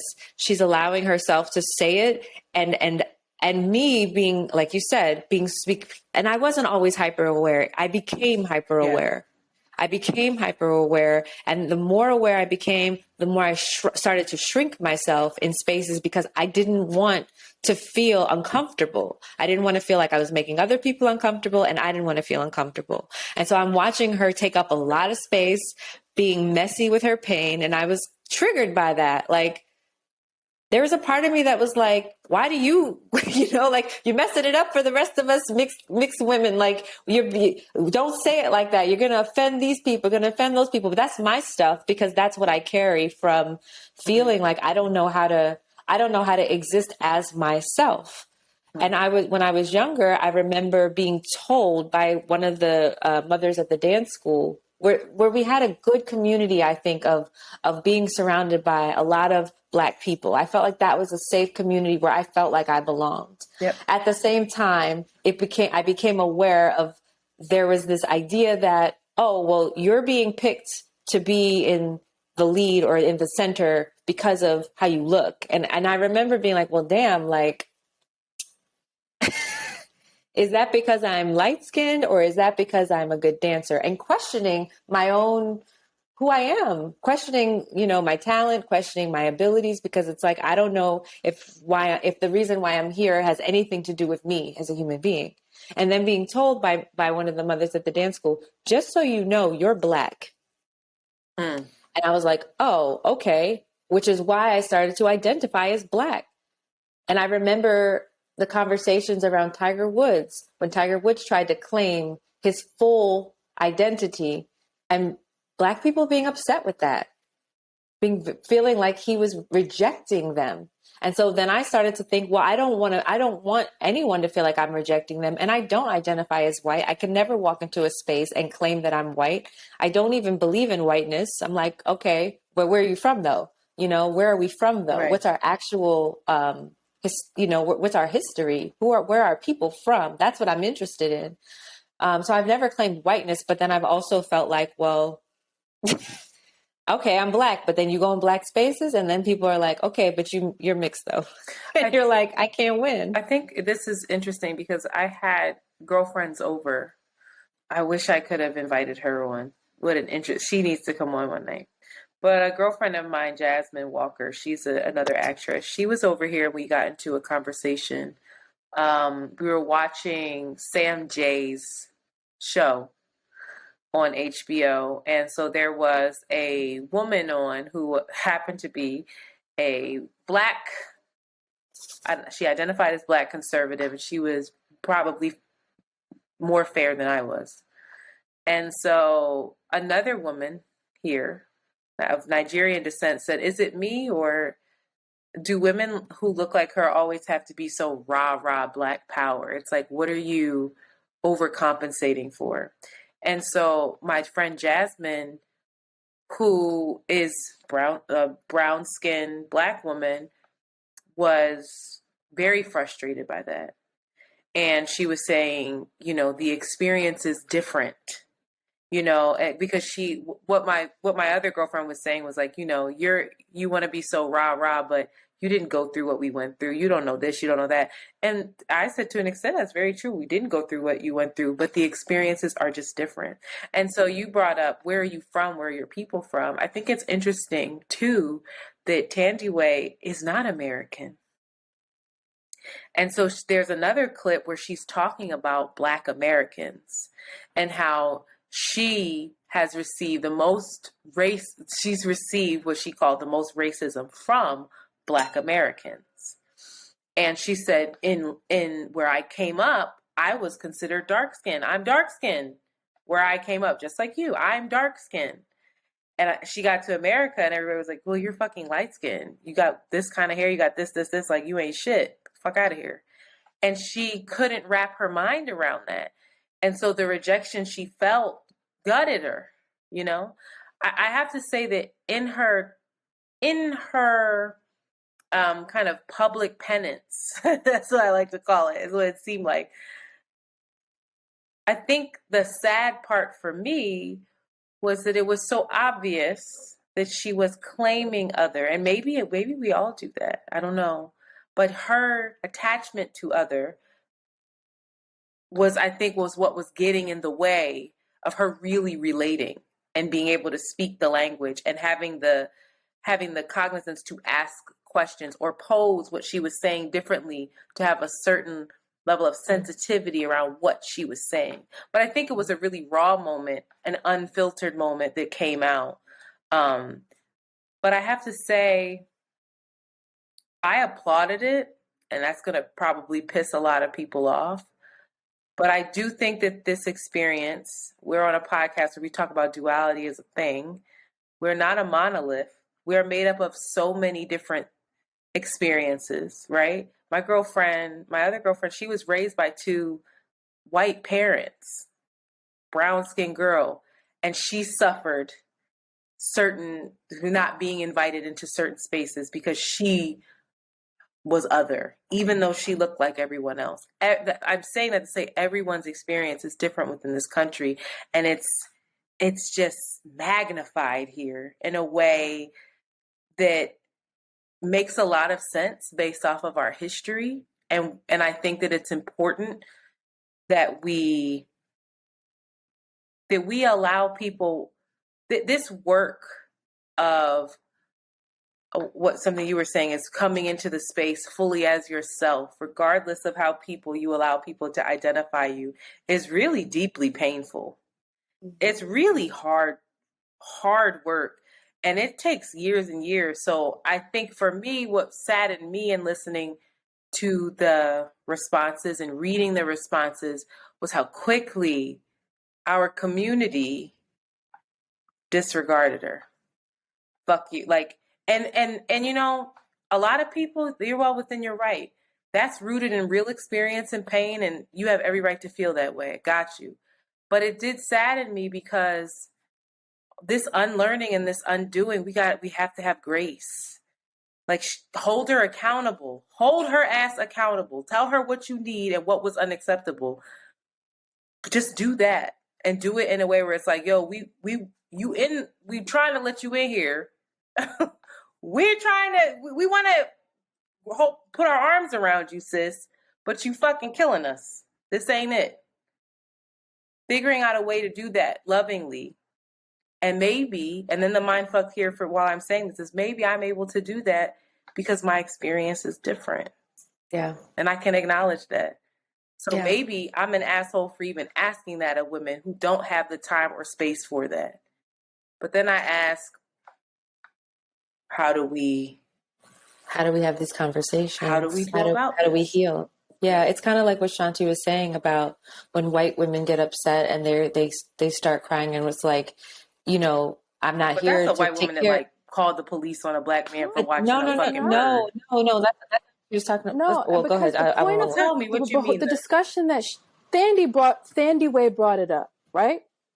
That she brought up the way her privilege, and that was the focal point of what she was sharing was her privilege and how she is put in situations and is found to be attractive in all these different ways. The way that she broke down and cried, the impact, the sincerity, the potency of her accountability was overshadowed by her upset about how that hurt her and how that, how her mom is dark skinned and how tender that was and hard for her, which I'm not negating, but it took out the potency of the moment in which she, as a light-skinned woman, could talk about her privilege, and that pissed everybody off. It wasn't about her. It wasn't about her being biracial. Like, it wasn't about her biracial angst or experience. That wasn't the focal point. The focal point was like, yo, I get these roles, I get these men, and it hurts me because my mom looks like you, and it hurts me. I'm hurt. Yeah, that's where I disagree. I don't think her vocal point was the privilege. Her vocal point was the pain that it causes her to be disconnected from her community. Your audio cut or your video cut out, so you missed what Tina was saying. But go ahead, Tina. No, I was just saying, she also said towards the end, she was talking about, oh God, now I lost it. Brain just went blank. What was she talking about at the end? Oh, she was talking about how she also has experienced prejudice. And so she does connect to that, but feeling like she's not, she wasn't allowed to tell this story because she's light-skinned and because, right? Or to be in pain. Right. So it's really nuanced. And I think, I don't know, how can we have spaces of holding ourselves accountable if there's been no space to be validated in your own unique experience? I don't know. Or because spaces. There's some spaces. Yeah, okay. There's some spaces. Few. I'm talking about in a larger sense, I guess. In a larger sense, where these conversations, to me, I feel like, this is just me and my personal experience, I feel like the spaces that I have to have these conversations are very private. And if I'm in a space with women, with brown and dark skinned women, I'm shutting up. Andy fucked up with that. Yeah. But I don't agree. Is that okay? That is not okay. I don't think that's okay. Why can't I have space to also share what my experience is? I've been in spaces with women who are literally telling me what the mixed race experience is, and I've had to say, I'm so sorry. Actually, that's not my experience. And also, let's take it away from Thandiwe. Let's take her out of this and just talk. Right, because let's not make it specific to her, because she's a very specific woman who does take up a lot of space on every interview she's in. She really does. You'd be like, girl, shut the fuck up. But for us, or for anyone, I think that I think that just because you have privilege does not mean that you don't have a different human experience, a lived experience that has every right to be acknowledged and validated.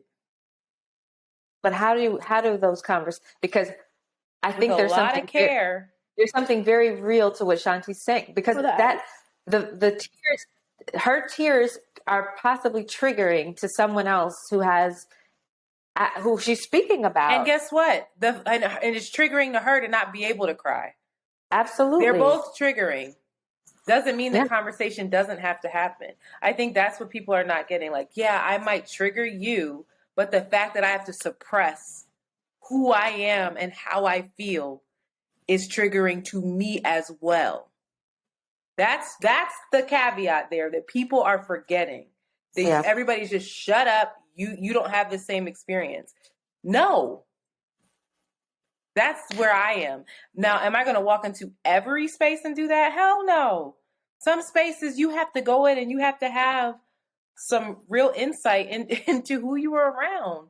I'm not going to walk into a new space and insert myself about, you know, my experience. I need to, in a lot of spaces, show and prove. Sadly. Show and prove? And I need to show and prove that, like, I'm actually about this shit, that I actually am a part of this community, that I am who I say I am, that I'm not just some fucking girl with a mom that thinks it's cool to be Black and from so what around is the impact way. of that on you? Do you feel that you walk into spaces and there's automatically an assumption of mistrust? But when I say show and prove, I mean that, like, not show and prove to everybody, like, hey, I really am Black, not that. But show and prove that I care about the space, that I am deeply connected to the space. I think everybody has to do that regardless of what you look like. Because you could be the blackest motherfucker and not care about the space. Well, that's a different conversation. At all. Right? Like, but no, it's not to me, because there are certain spaces. Coming up in Freedom School, coming up in at Harriet's Apothecary, things like that, where I'm cognizant of okay, this is a new space. Let me just respect the space in general. Let me understand what's what and who's who. But what does that have to do with Let me not just go ham. Your Blackness? How does that, what does that, I understand that, but you having respect for the space and then you saying that I care. I'm talking about, it's not about my Blackness. It's about taking up space and asking for people to make space and hold space for me to talk about my lived experience. I think we all generally first need to feel every space out and be like, do you have the capacity for this? Because sometimes it isn't about us. And sometimes it's not about them. This conversation, like, but collectively, we have to be having these conversations and come together. I'm just saying that there has to be thoughtfulness of how you have these conversations, who you're around. Because Shanti, you're saying that right now, but you literally said she took up too much space, and the tears were the thing that was like she centered her own pain, and it should have been about her privilege, or that's what it would. I don't think it was. She was trying to say, like, I think the privilege thing was secondary. Honestly, I think she was trying to apologize and say this is painful, and she went on to say the reason why I connect to this role is because I have experienced racism as a result. She said this of being other, of being looked at as other, so I could connect to being being an outsider. I think the foundation or the source for all of this, like, with, folks feeling tired, folks being exploited, blah, blah, blah. There's all of these symptoms, right? And we never quite go to the source of being, capitalism, being the fact that wealth is not evenly distributed and, the powers that be want to keep it that way. I think also in this conversation, just like white supremacy is the root of this, and it's not a failing or a fault of anybody, because we're just fucking born into our bodies and have a biochemistry that we can't help it. Like, you can't help it how your hair curls or how it doesn't curl. But then we're born into this country, in America specifically, in which colorism is the byproduct of racism, is a byproduct of white supremacy, is a byproduct of, like, chattel slavery and rape and, like, such traumatic things that we don't often, like, I feel like we don't often go back to that. And then it does become like this identity thing of, like, and an experience thing when it's like, but why? Why is this valid to you? Why is this even the discussion in the first place? Why is this such a painful thing in the first place? And how absurd and perverse that it is a conversation in the first place, because it's just fucking biology at the end of it. It's not anybody's fault. And I feel like, I don't know, I feel like it's important that when we do discuss it, when we have these collective conversations, I feel like that has to be like the thing that we all remember, and we're all a victim of, the dark skin and the light skinned women. We're all fucked up in the head by this. And it's global. It's like a global, you go to India, you go to China, everybody's fucked up by colorism in a specific way because of white supremacy. So I don't know. And then it gets really tricky because the closer you are to white, we now have this idea, the less pain you can claim, right? The less victimization you can claim, when it's like white people are the most fucked up of everybody and they are the least victimized. And when it comes to colorism. So I think it's like this, we have to see how warped it is. Like white people are the most fucked up in their head around colorism, and probably the biggest victims and perpetuators of it. But here we are, here we are, like, where do I fit on this spectrum of whiteness, really? Like white supremacy, where do I fit on this narrative of white supremacy versus, Yeah. I don't know. Yeah, I think it's like the root cause,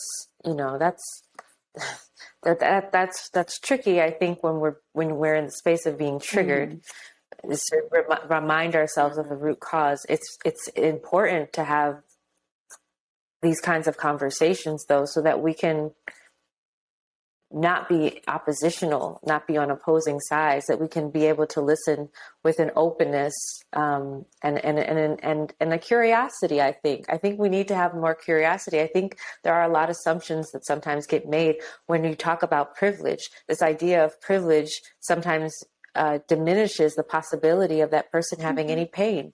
Yeah, there's real privilege in proximity to whiteness. There is. There's also a lot of pain, a lot. And if we only focus on the privilege, then I feel like that's dehumanizing to an individual, no matter what color skin they are. Are we ready to extend that to the white people? Like that type of compassion what the fuck is wrong with you? I think Joe Rogan. We have to. I think we have to. Wow, actually, I think that's something that people are not ready to talk about. But I remember, so Antoinette, you were with me. Remember when we went to that, it was about Audre Lorde, but Angela Davis spoke. It was at Marcus Garden, Medgar Evers. Yeah, and one of the speakers, and I'm forgetting her name now, talked about how the biggest victims of white supremacy are white people, because it actually dehumanizes them. If you have to think, it's kind of like the Toni Morrison quote, if you have to think that your whiteness makes you better than other people, you are literally living an existence of dehumanizing yourself consistently.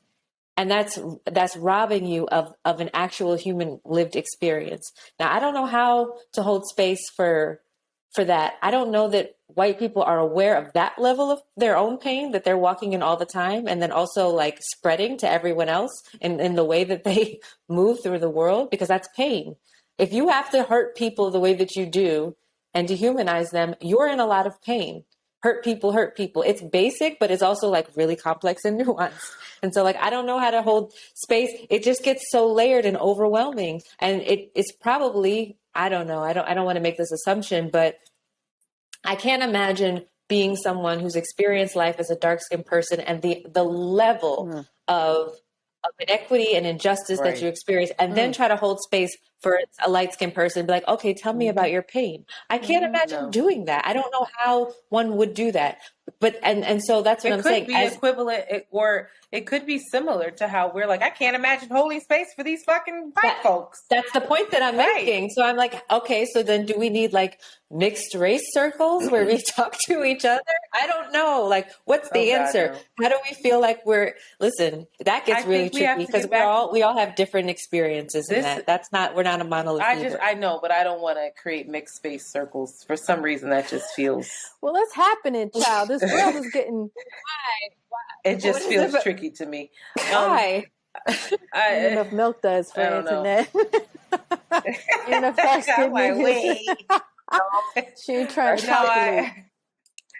No. I just feel like, you know, I think there are definitely, I don't know. I like my spaces. Someone said something this weekend, or I don't remember who said it. I don't remember. I know who said it. I don't remember why or the context. But he said, you know, when you're talking about diversity, you need to remember your own humanity. And I keep going back to our individual humanity. He was like, you're only diverse as your dinner table looks. And he was like, honestly, how many people are you inviting into your world? Are you really about diversity in that way? Are you really about it? Or are you in your group and you talking about it? And that slapped me in the face because I was like, you got no white friends, Antoinette. I do. I don't. I don't have. Yes, I do. Pia, and she can play spades. But I that slapped me in the face of like, ooh. I know that I have interest in folks, but have I really like done the work to get to know them and to inquire about their lived experience, their human experience? And I think for white folks and for all folks, but especially white folks, I just like with Joe Rogan, I'm like, I'm not going to cancel this bull because something wrong with you. And poor thing, I'm going to give you some grace to fix it. You said all the right things. Let's see if you really believe it.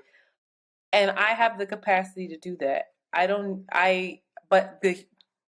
I'm remembering my humanity by remembering his and by also acknowledging that not everybody will have the space to do it. So if I can, I will. That's it. I think we all just have to remember that we are connected. And I'm not about to say nothing dumb like, we're all the human race. No. I hate that kind of shit. But we are connected and we all have very varying experiences here on this world.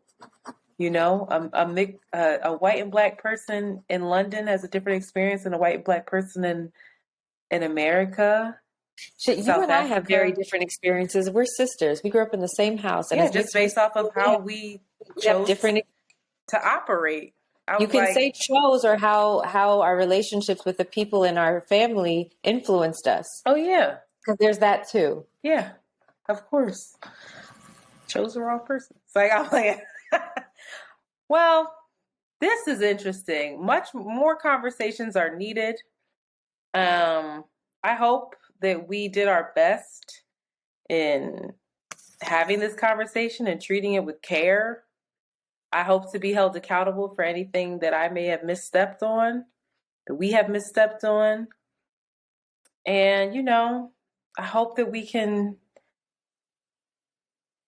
I don't know. I hope that we can see each other. That's it. But it's late, but we do have to, we didn't do it last time, Tina. You got to answer some rapid fire questions. We got to end on a note. I absolutely did it last time. Yes. All right, well, we got new ones. Again, but answer them again. Let's see if you answer them the same way, because I can't remember how you answered them, and I'm about to judge you. You ready? Okay. Mm-hmm. All right. You know the drill, right? Yeah. You can, okay. Just 2 say seconds max. Yeah. Don't give us any explanation. You just go for it. Malcolm or Martin? Malcolm. Generational wealth or familial happiness? Bitch, you know this. Familial happiness. Jay, I mean that. Jay versus Nas. Jay. Mac or Sephora? Sephora. Palestine or Israel? Palestine. In the light or in the dark? In the dark. Prince or Michael? Prince. Sweet or savory? Savory. Marriage or long-term commitment? Marriage. Oh, yeah, you're married. Trader Joe's or Whole Foods? Whole Foods. Voodoo or brown sugar? Brown sugar. Baby. Family, or we already did that. A seat at the table or lemonade? Lemonade.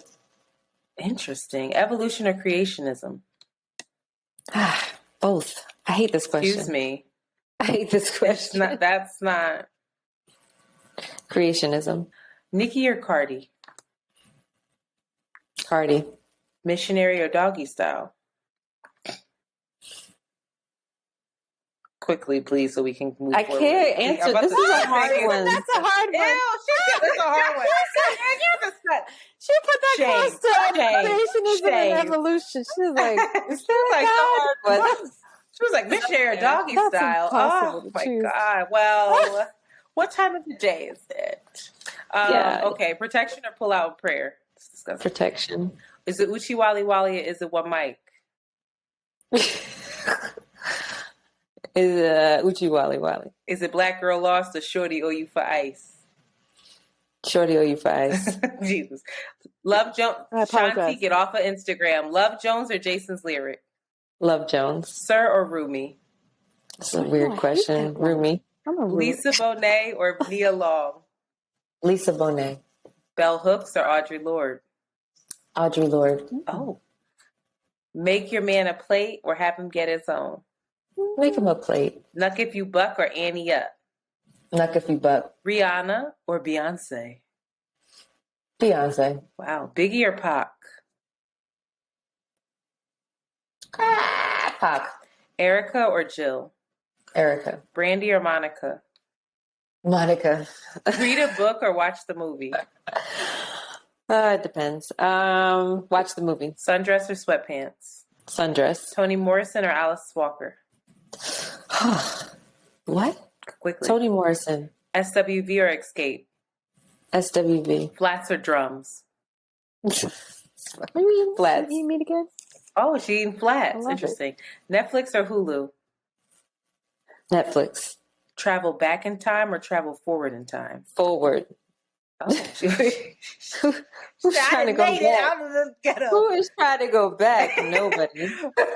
Prove your point or pray for peace? Be honest. I'm trying to pray for peace these days. No, you just pick one now. She did. I pray for peace. It wasn't what wow, you girl, that ain't because it's not the truth. That's why. But in your 20s or wisdom of your 30s? Wisdom of your 30s. Love and light or money and dicks? Love and light. Corny. Oh, thank you so much for joining us, sister. Yes. I know it's late. Would you like to tell people where to follow you, or do you want people to leave you alone? No. I love it. Well, you must think the sun. What she say? You must think the sun rose and rises and shines on your ass. Damn, a 7-year-old, an 8-year-old saying that to you. So you know somebody said that to her. Exactly. I said, Shame. I thought about that so hard. I just kept imagining the sun rising. I was just very confused about how that worked. I was like, the sun rises and sets on my ass. On my ass? On my butt? Actually? On my ass? On my butt? On my bare butt? All right, y'all. This was a long one, but a long episode. Long one, and it just scratched the surface. Baby. And we didn't even really dig in. It was good. And with that, one more thing. The young lady that left a voicemail that was very, she was asking us for advice on aloneness and on how to make decisions and get through life without being partnered. We're going to address that next week. So I don't think we forgot about you, but it's happening. Very excited about the Valentine's Day Aloneness Love episode coming to you next week. So tune in for that. And with that, we are out.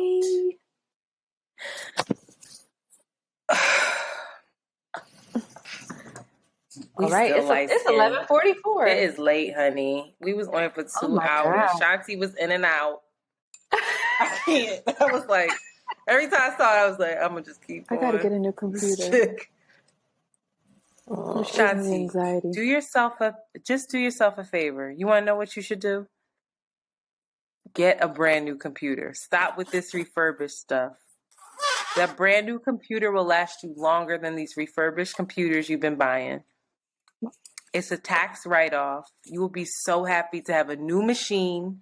It's going to last you years. Tina, how long did you have that computer? The one before this one? Like 10 years. 10 years. Don't be lasting that goddamn long, Tina.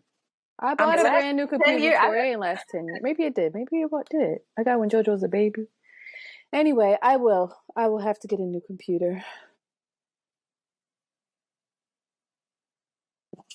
Are you going to get a new one? You get a refurbished one? I'm going to get a new computer because this isn't working. A new refurbished computer or a new computer? A new computer. If I were going to say refurbished, I would say the word. I wouldn't say... Are you angry? It's a new computer. I'm excited for you. You fucking deserve nice things. Yeah. This is a good thing. Look at how upset you are. This is a really good thing. It might not be what you want, but baby, you deserve it. You're about to be 50 times more productive with this new device.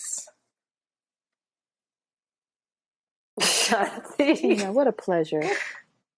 You go and you work. Y'all. What a pleasure. And you rest. Having me. Rest yourself. Tina, are you watching Euphoria? No, I haven't started yet. This season is really... I'm not up to where everybody's talking about Zendaya needs the Emmy. She doesn't. I would love to talk to you guys about that. Can't wait. If you guys think Zendaya deserves an Emmy. I think she's great, but I didn't think... She's all right, but she's not real. No, she's good. She's good. She's good. Sam. Anyway, you got to watch it. Who's Sam? The writer. Which one is Sam? Sam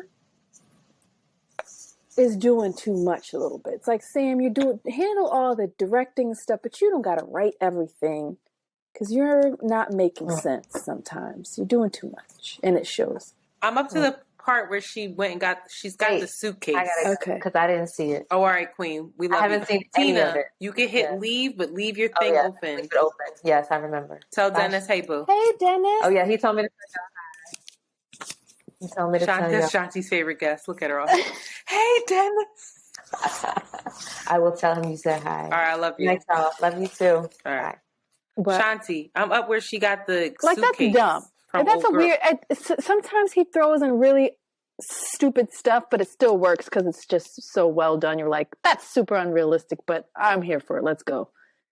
But also, like, this whole cloud, who would upload anything to a cloud? It's just like, when she was saying it, I was like, but what I'm really here for is the complexity. I might fight Jules.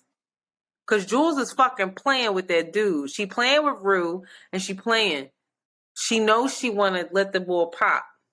And now she's like, let's play truth or dare. Like, no, girl, just say, hey, I'm trying to have a threesome and maybe keep having threesomes with the bull. And I kind of like him. Rue's not going to do that. Rue's a drug addict. She can't even have sex. And how the fuck does Jules not know that Rue is a drug addict? So see, stuff like that, it just doesn't make sense. It's just like, all right. I'm like, how you don't see that this girl is fucked up? Are you really that self-absorbed? Jules? What do you think about I'm waiting for Jules to get cussed out. Nate is a sociopath. He's a sociopath. Cassie is the girl with the big boobs. She is the snake that you need to put in a hotel room. Listen. She needs Visine. She's sick. She's not well. The whole show, it's like, she's not. Cassie, put some Visine. Why your eyes so red? She shot out. I know. She been crying.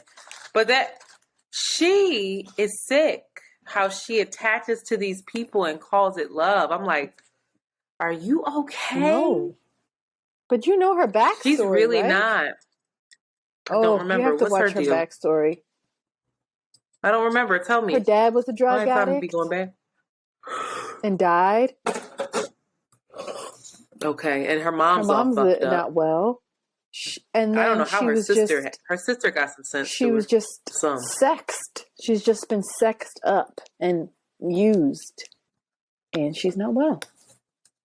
I have a feeling that her little friend gonna knock her the fuck out. What's her name? Maddie? I'm scared for her. I love her. Yeah, Maddie's. I love what's her name? Sister. Maddie was like, Cassie's the big sister. breast girl. Yeah, she's the one that has some sense about her. What you think about what you think about the boy with the tattoos on his face? You like him? Who the fuck is that? Oh, the boy that Jules is trying to pop? Mm-hmm.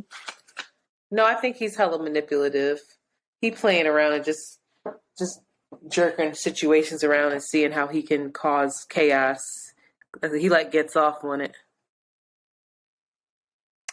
Oh, okay. So what else? Don't say nothing because I might not be there. I think I really want to know more about this girl with these big ass lips that is at Fez's house because she is stressing me out. I'm like, are you? So wait. You need an EpiPen. You need an EpiPen. You need to watch the next episode because it's my favorite. It's beautiful. I can't because I'm not through the other one. I can't go through a whole episode. I'll be like, all right, it stressed you out. I have to. Yeah, I have to take a break. It's like, it's troubling. It's troubling in a way, but it's also so beautifully shot. It's hard to look away from it. Even these things were like, you know, they're not reality, but they're like telling the story with these montages. His music, like, art installation. The music, the way is so he good. puts music to narrate is just superb. But he just needs to give someone else the writing because he's just. And did the black guy? You saw the black guy? Oh, that's where I'm at. I'm at the dad. The dad is driving drunk as hell down the road, and he went back to his old gay stomping grounds. Didn't you love the scene with him and the guy he was in love with? The way they showed his story was so beautiful. It was the best. His backstory, yeah. But I figured that. I was like, he definitely was like suppressed as a child. It's so sad. His backstory was so well done. And then when his dad said, get up, because he knew that he had an erection. I thought that was terrible. That was so sad. When he was laying on the bed with his friend. Yeah. That was so good. And them kissing. That was really good. It was reminiscent. You know what it made me think about? It made me think about Michael K. Williams and what is the name of that? The whatever that show was with Mumbo in it. What is it called? Lovecraft Country. With Jonathan Majors. Lovecraft. It made me think about that was a beautiful scene when he goes to that. But it was good. That was my favorite episode. That was so good how they did that. Oh. That was your favorite episode or whatever one you want me to watch? No, that was the favorite episode. I didn't know you were there. I thought they did that so well. So pretty. So sweet. Yeah. Until it wasn't. And it wasn't. So seems to. What happened to the guy though? What happened to his lover? He got pregnant, so he couldn't. I don't know. I know, but where did he end up? And he got pregnant with his freak ass mom. The lady he's with now, right? Freak ass mom running. She a trick? Yeah, she was fucking him all. She was all fucking him. I don't understand how these parents let these kids have sex in their house. And you're right, Rue. When she came in with that fucking suitcase talking about, I auditioned for. You can't write black moms. You don't know nothing about no black mom. Like. You can't. Ain't no black mom. Ain't no mom, period. I'm really proud of her. She's doing really well. Bitch, she wouldn't even have a lock on her door. You can't go nowhere. Let alone. Where you going? What's your location? It's all out and about. I'm coming through. It's all out. We're moving, actually. We're moving. We can't live here anymore. And you need to go to therapy. Yeah, why is this child not in therapy? These meetings are not enough. And I forgot. I don't know how I feel about the crackhead boy not telling the mom. The crackhead boy. Oh, he can't. You can't do that in meetings. You cannot tell people. You cannot disclose what's happening. It's anonymous. You can't. You can be kicked out of the meeting, and that's his lifeline. She's a mess. No, she's a mess. I love the dance scene with her. I was like, she has dance background. You saw it. I was like, ooh, look at her. You could see that she has dance background. I like the fact that Jules is, even though I want to punch her in the face, I like how her character is developing. She's not like this little Barbie anymore. I love Jules. She's my favorite. I love her character. I love her way of being. I think she's sensible. She's an asshole, though. She playing games. Ruse is a fucking drug addict lying to her and everybody. Rue's an asshole. I never said she wasn't. I'm just pointing out that Jules is playing games too. Jules is cheating and is not on drugs and doing it sober. Cheating, manipulating, trying to get a threesome going.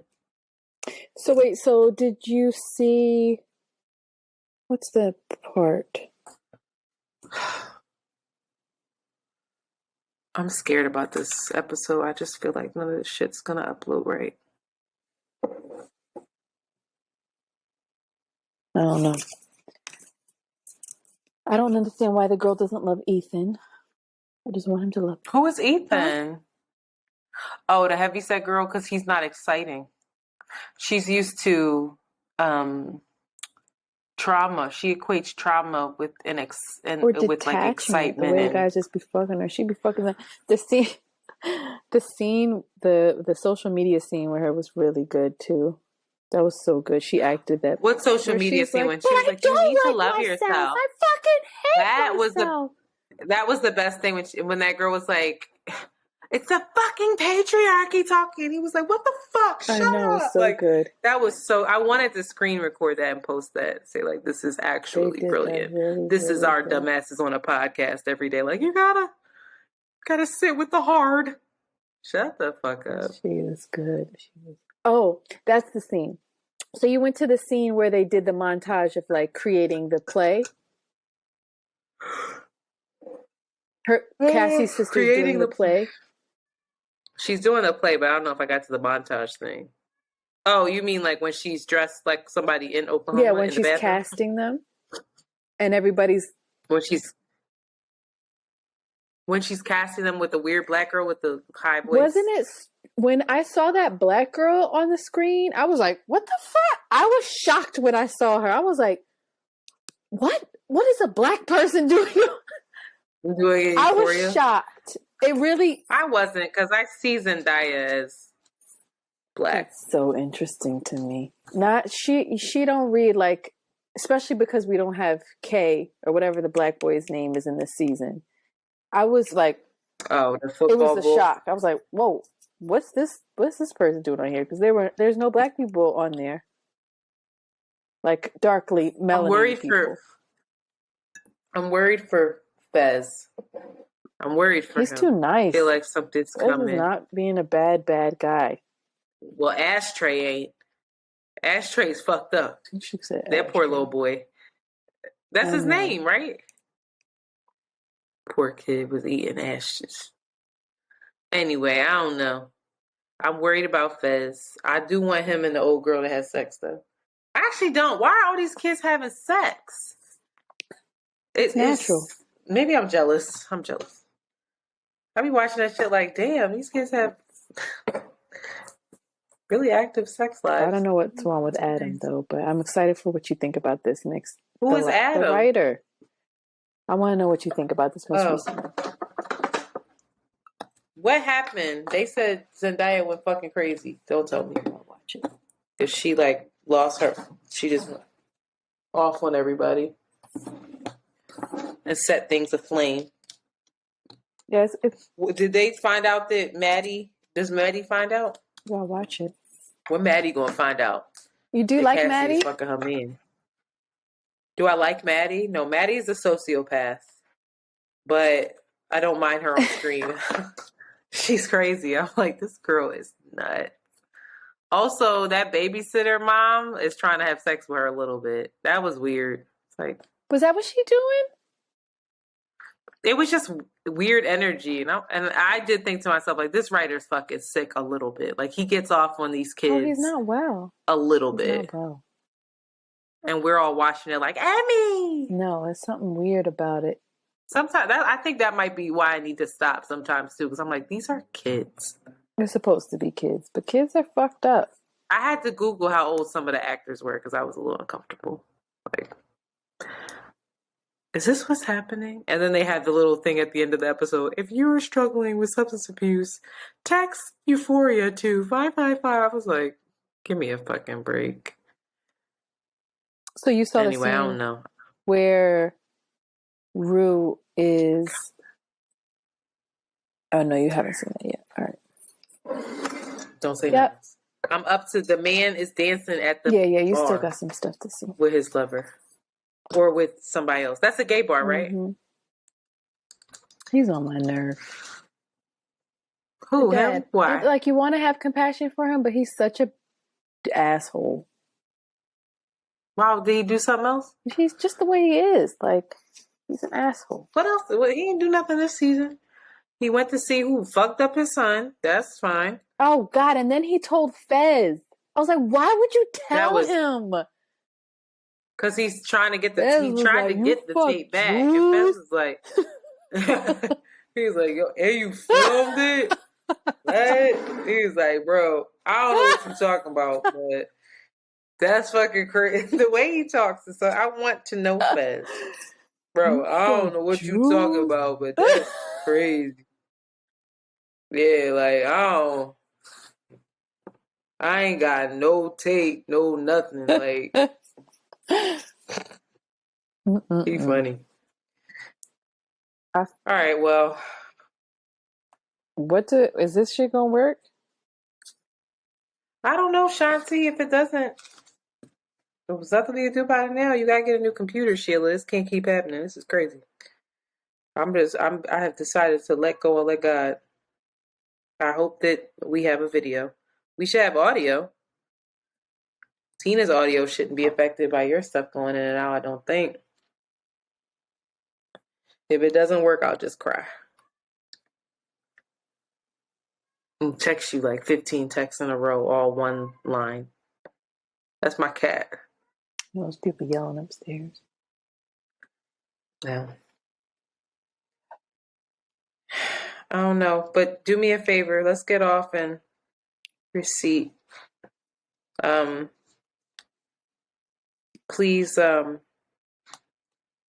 do the thing that needs to be done. Left too early? I probably have to send you those links, huh? So wait a minute. So yeah, let's get off. Before we get off, what happened, girl?